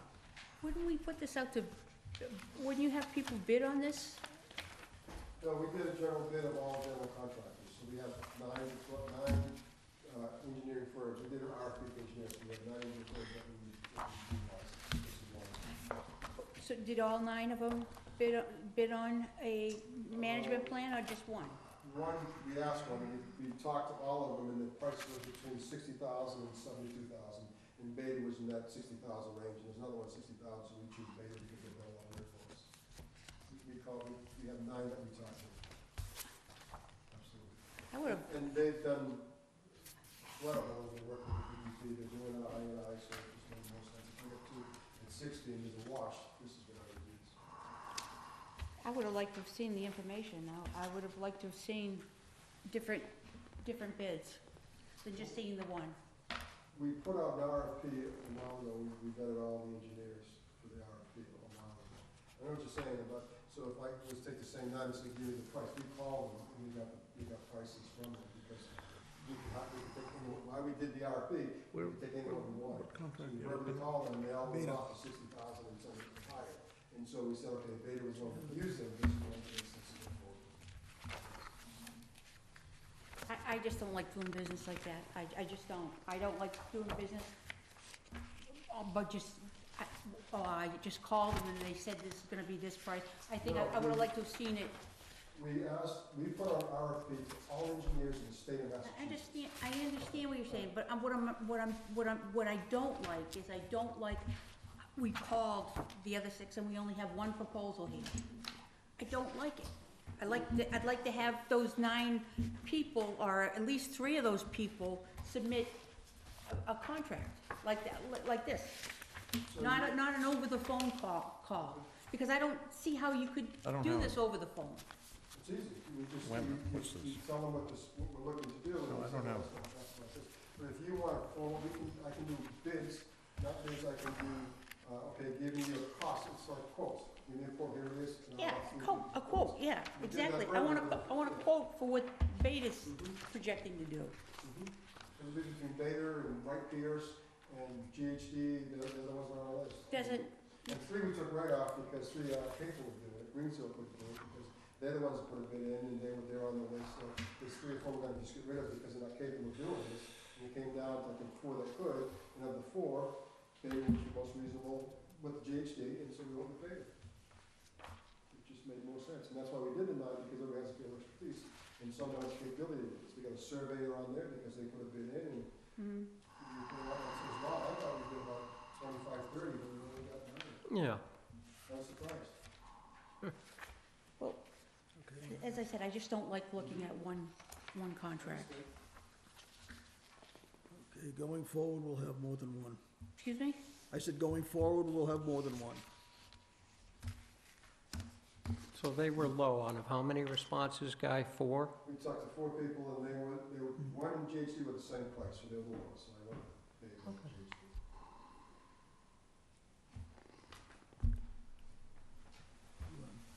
Motion, one way or the other on this? Excuse me?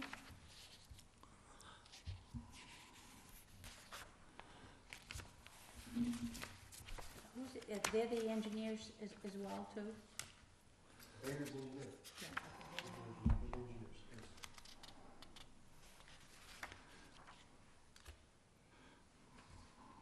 Bader's been doing work for the town for many, many years, along with other engineers. GHD is the only one that's been doing a lot of our work, Bader's doing a lot of the work. So this is what they're gonna do? Surveying, so it's just-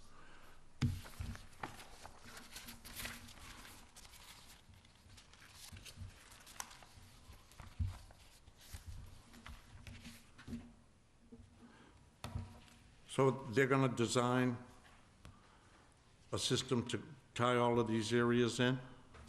Yes, they're gonna look at all the areas, see what the capacity is, what the gallons are, and then they put them on a list, and the list is, these are the areas of town that are more critical to sewer. So as an example, across from the Agawam, across from Oakville, there's a development there. I think it's made, it's not, where is that here? I keep losing it, Gateway Shores.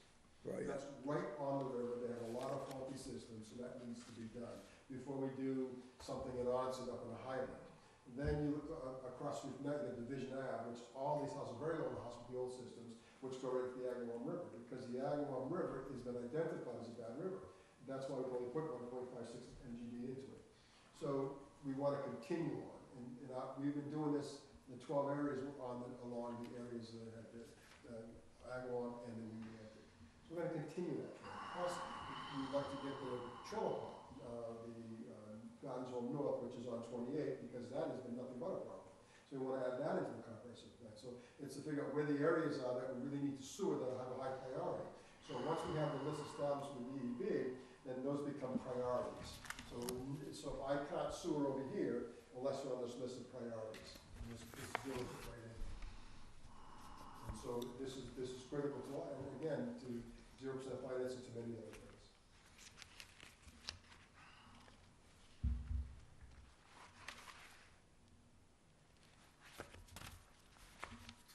Okay. Any other questions on them? No. Motion, What's this gonna cost? 60,000, $60,000. not to exceed 60,000. Well, we know the plant capacity, don't we? I mean, if you look at the scope of work here, some of the things, I don't see that they're necessary to be done. If you're gonna tie in these areas, do we really have to do perk tests? Absolutely, because you need to know water tables, you need to know ground conditions, because you're gonna install pipe, yeah, absolutely. You gotta do soils, all that has to be done to do, the comprehensive, but gosh, if you didn't, all of a sudden we have ledge, we don't know that, it's gonna be a trick, all that's part of the, process, and it satisfies DEP's requirements for, I think it's environmental impact study. Review the plant capacity? I'm sorry? Review the plant capacity? Yes, because that's gonna submit, we'll do it officially, we'll submit to the DEP what the plant capacity is. And that's based on adding these in, so we say, we're gonna put these in, so yes, we don't have capacity, however, as capacity becomes available, so that's all part of the project. In other words, the bottom line on this thing to begin with is nothing more than it's a DEP requirement. Absolutely. Absolutely. That's the end of it. And we should have done it, as I started the beginning, 2014 is when we started this process. Is there a time frame when this has to be completed by DEP? Within a year. Once we Yeah. started, a year Sure. to start. Well, excuse me, when does it have to be completed as far as they're concerned? Do they have a date, a drop-dead date? We'll tell them, we did contract on the contract. So if we don't start the contract for another year, we've got a year after that. That's right. And here's the thing, if we start the contract the year after, if we want to go for 0% financing without this in place, we can't even apply. And we're looking at a $9 million loan, so I don't want to take it. Now, wait a minute. You're telling me then that this is contingent upon us getting financing for any other project we do? What I'm saying Is to you, that about correct? this, if we do projects that we want 0% financing, without a comprehensive wastewater management plan, we cannot get 0% financing through the. So the answer to my question was yes. Yes. So I said, really? Okay, that's all. So in other words, we're being held up to get 0% financing. Well, it's If just we- one of the- Requirement by One of the perks. DEP. Yeah, because It's this not a is. perk, it's a requirement, it's a holdup. It's No, a I just. gun to the head, Or rules. typical state. It's crazy, so this is. I don't know how he keeps track of it. 0% financing, right there is your five requirements. It's And I just think right there one it thing says, after another.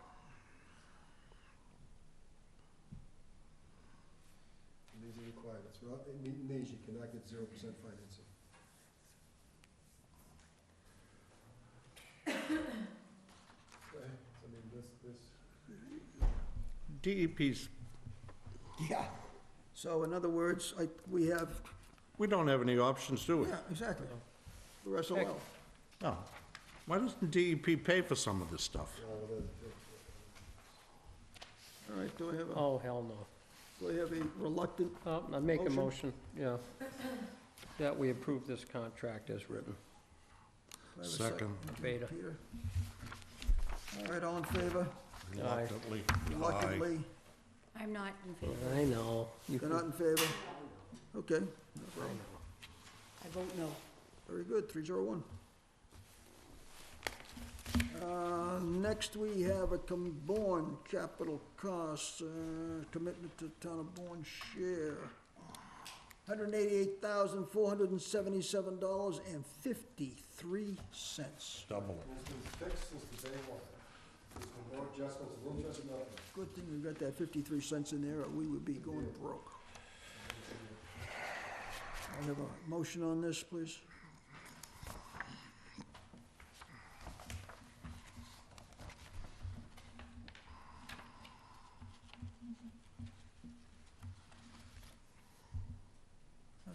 Please, I make a motion, we approve it as written. Okay. Second. All in favor? Aye. Aye. It's a 4 zippy.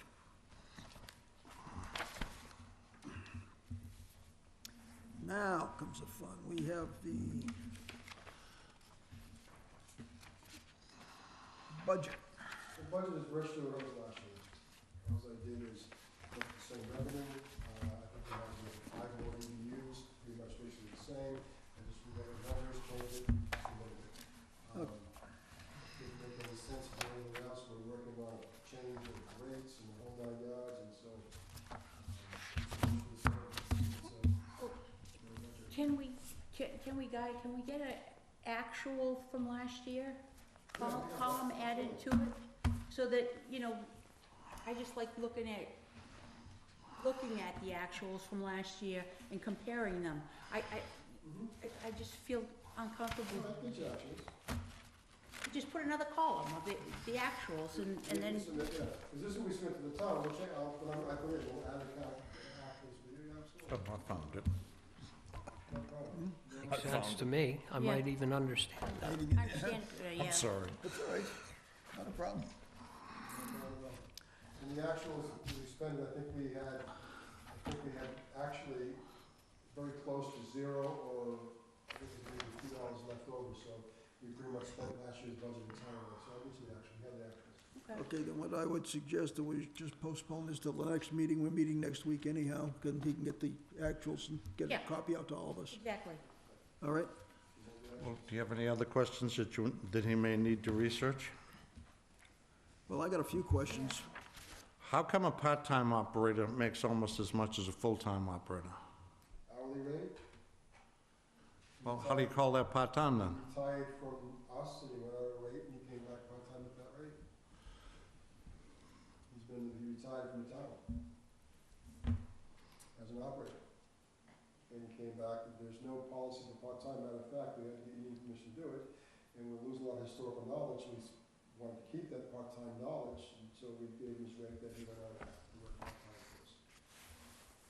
So this is a retired person that came back? Are they licensed operators, Guy? So that's where the rate comes from, so that's He's that. a licensed operator, so when Okay. he retired, we brought him back, retained him as a operator, and maintained that historical. Yeah, okay. I understand. Is that the same thing with the department assistant? The Department system is another union, they make more than our laborers, and sometimes as much as our operators. Nothing I can do about that. So just so you know, all these figures, they're union agreed upon. I have no control of these figures. They're union collective bargaining numbers. How would they are? What's the industrial pretreatment? Is that a position? Absolutely, absolutely. That's an industrial pretreatment coordinator, or manager who's coordinating pretreatment, which is another thing. Isn't that's something new, right, for us? In a year, a little Yeah. over a year and 3 months, absolutely. Yeah, I remember when that went down. Is that the Yeah. girl? Is that Lee? That's a lot of. Yeah. I know a lot of. She's a graduate from the University of Smith's College. Yeah. She's a chemist, degree in chemistry, Yeah, and she's a chemist, and she goes out to the plants and to the different businesses, see what they're doing. We've got the grease going, and now we're doing each individual, we sent letters to every business and find out what they're giving us that have potential. that's to try and help us with our cost to treat. What it does, we have to know what people are, so we can't charge people any extra money Right. unless we know what they're doing. Yeah, I remember that. Yeah. How's that working out, all right? Excellent. Yeah, good. And the beauty, the other thing is because of the Ocean Sanctuary Act, if you move the outfall, you have to have a pretreatment coordinator, pretreatment program. So it all ties into everything we're trying to accomplish. I noticed there's a couple of line items in there for selectmen sewer commissioners. Yeah. There is, Yeah. what you say? There's a couple of line items you've got in here for selectmen sewer commissioners.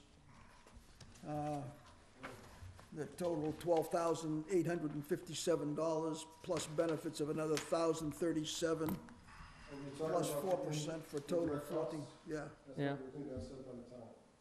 You have to I talk asked to the town. about that 2 years ago. You've asked what they're on. You could- that's- I said, they why is tell that us still what there? They're gonna retain it. Okay, well, I want to see that taken out of there.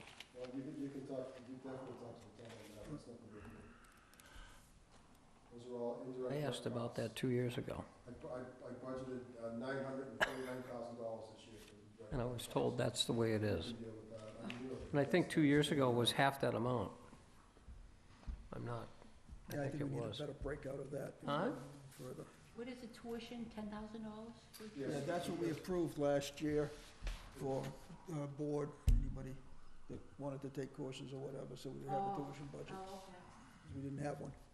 The other one that's on there is the budget for Guy for conferences and Yeah. stuff. That's the 4,500, I believe. Mhm.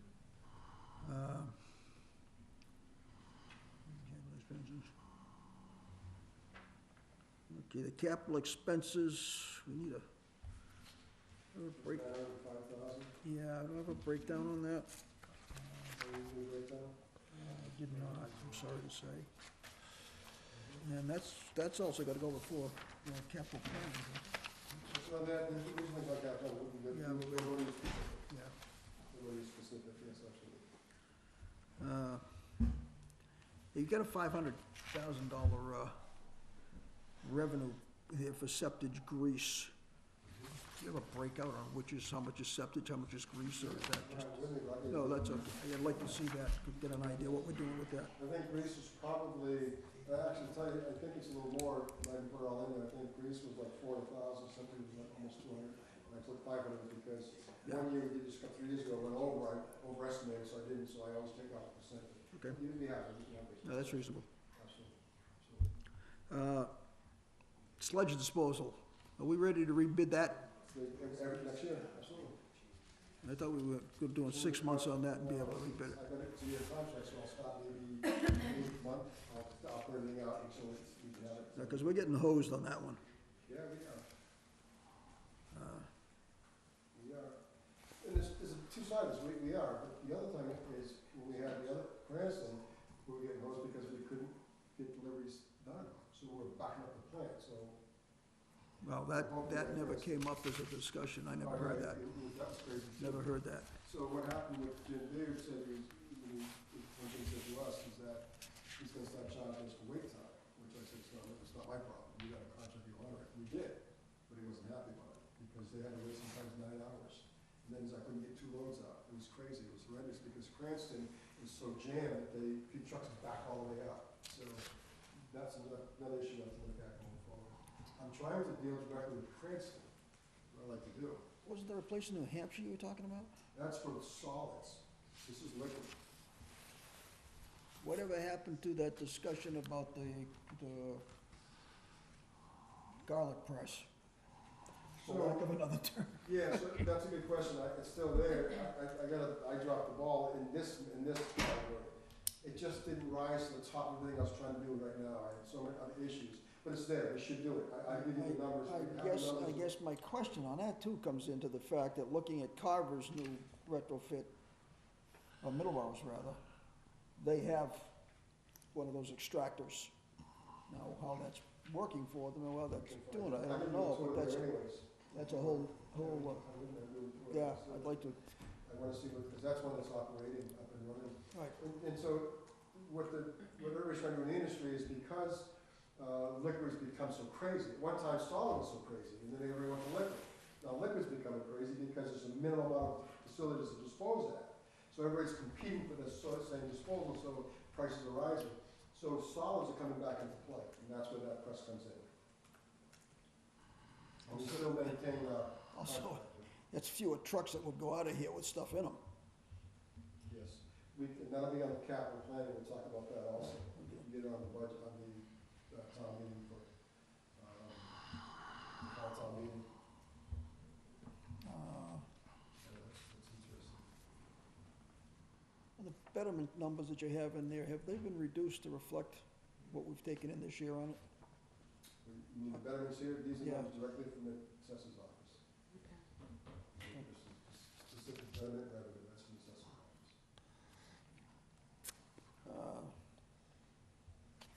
That extraordinary unforeseen expenses item, 200, is that necessary to have it that high? Are we using it for? We only use it once. It's such a football item in there. It's just, I leave it only because I don't know when the emergency's gonna come up. We used it 1 year when we had the break a couple years ago in Swiss Beach. I put it there for me, to be blunt, it's a security blanket. At the end, if we don't use it, it goes back into the retained earnings. But if we don't put it there, if we have a break between the fall town meeting or the spring town meeting, we can't access it. So it's there, so I can come to the sewer commissioners to access it because it's in the budget. But I can't access it without the sewer commissioner's blessing, so I put it there and leave it there. Okay, So so just in case that has anything to be, came up. that has to be approved, any, Absolutely, I can't spend it without approval. All But I like to have access to it if we need yeah, it okay. Okay, we're gonna postpone this for actions. budget 17 for actions. action Yeah. for next meeting.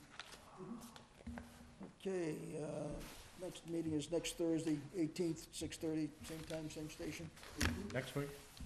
Next week, yeah. We We missed- got kind of stuck with that storm, right?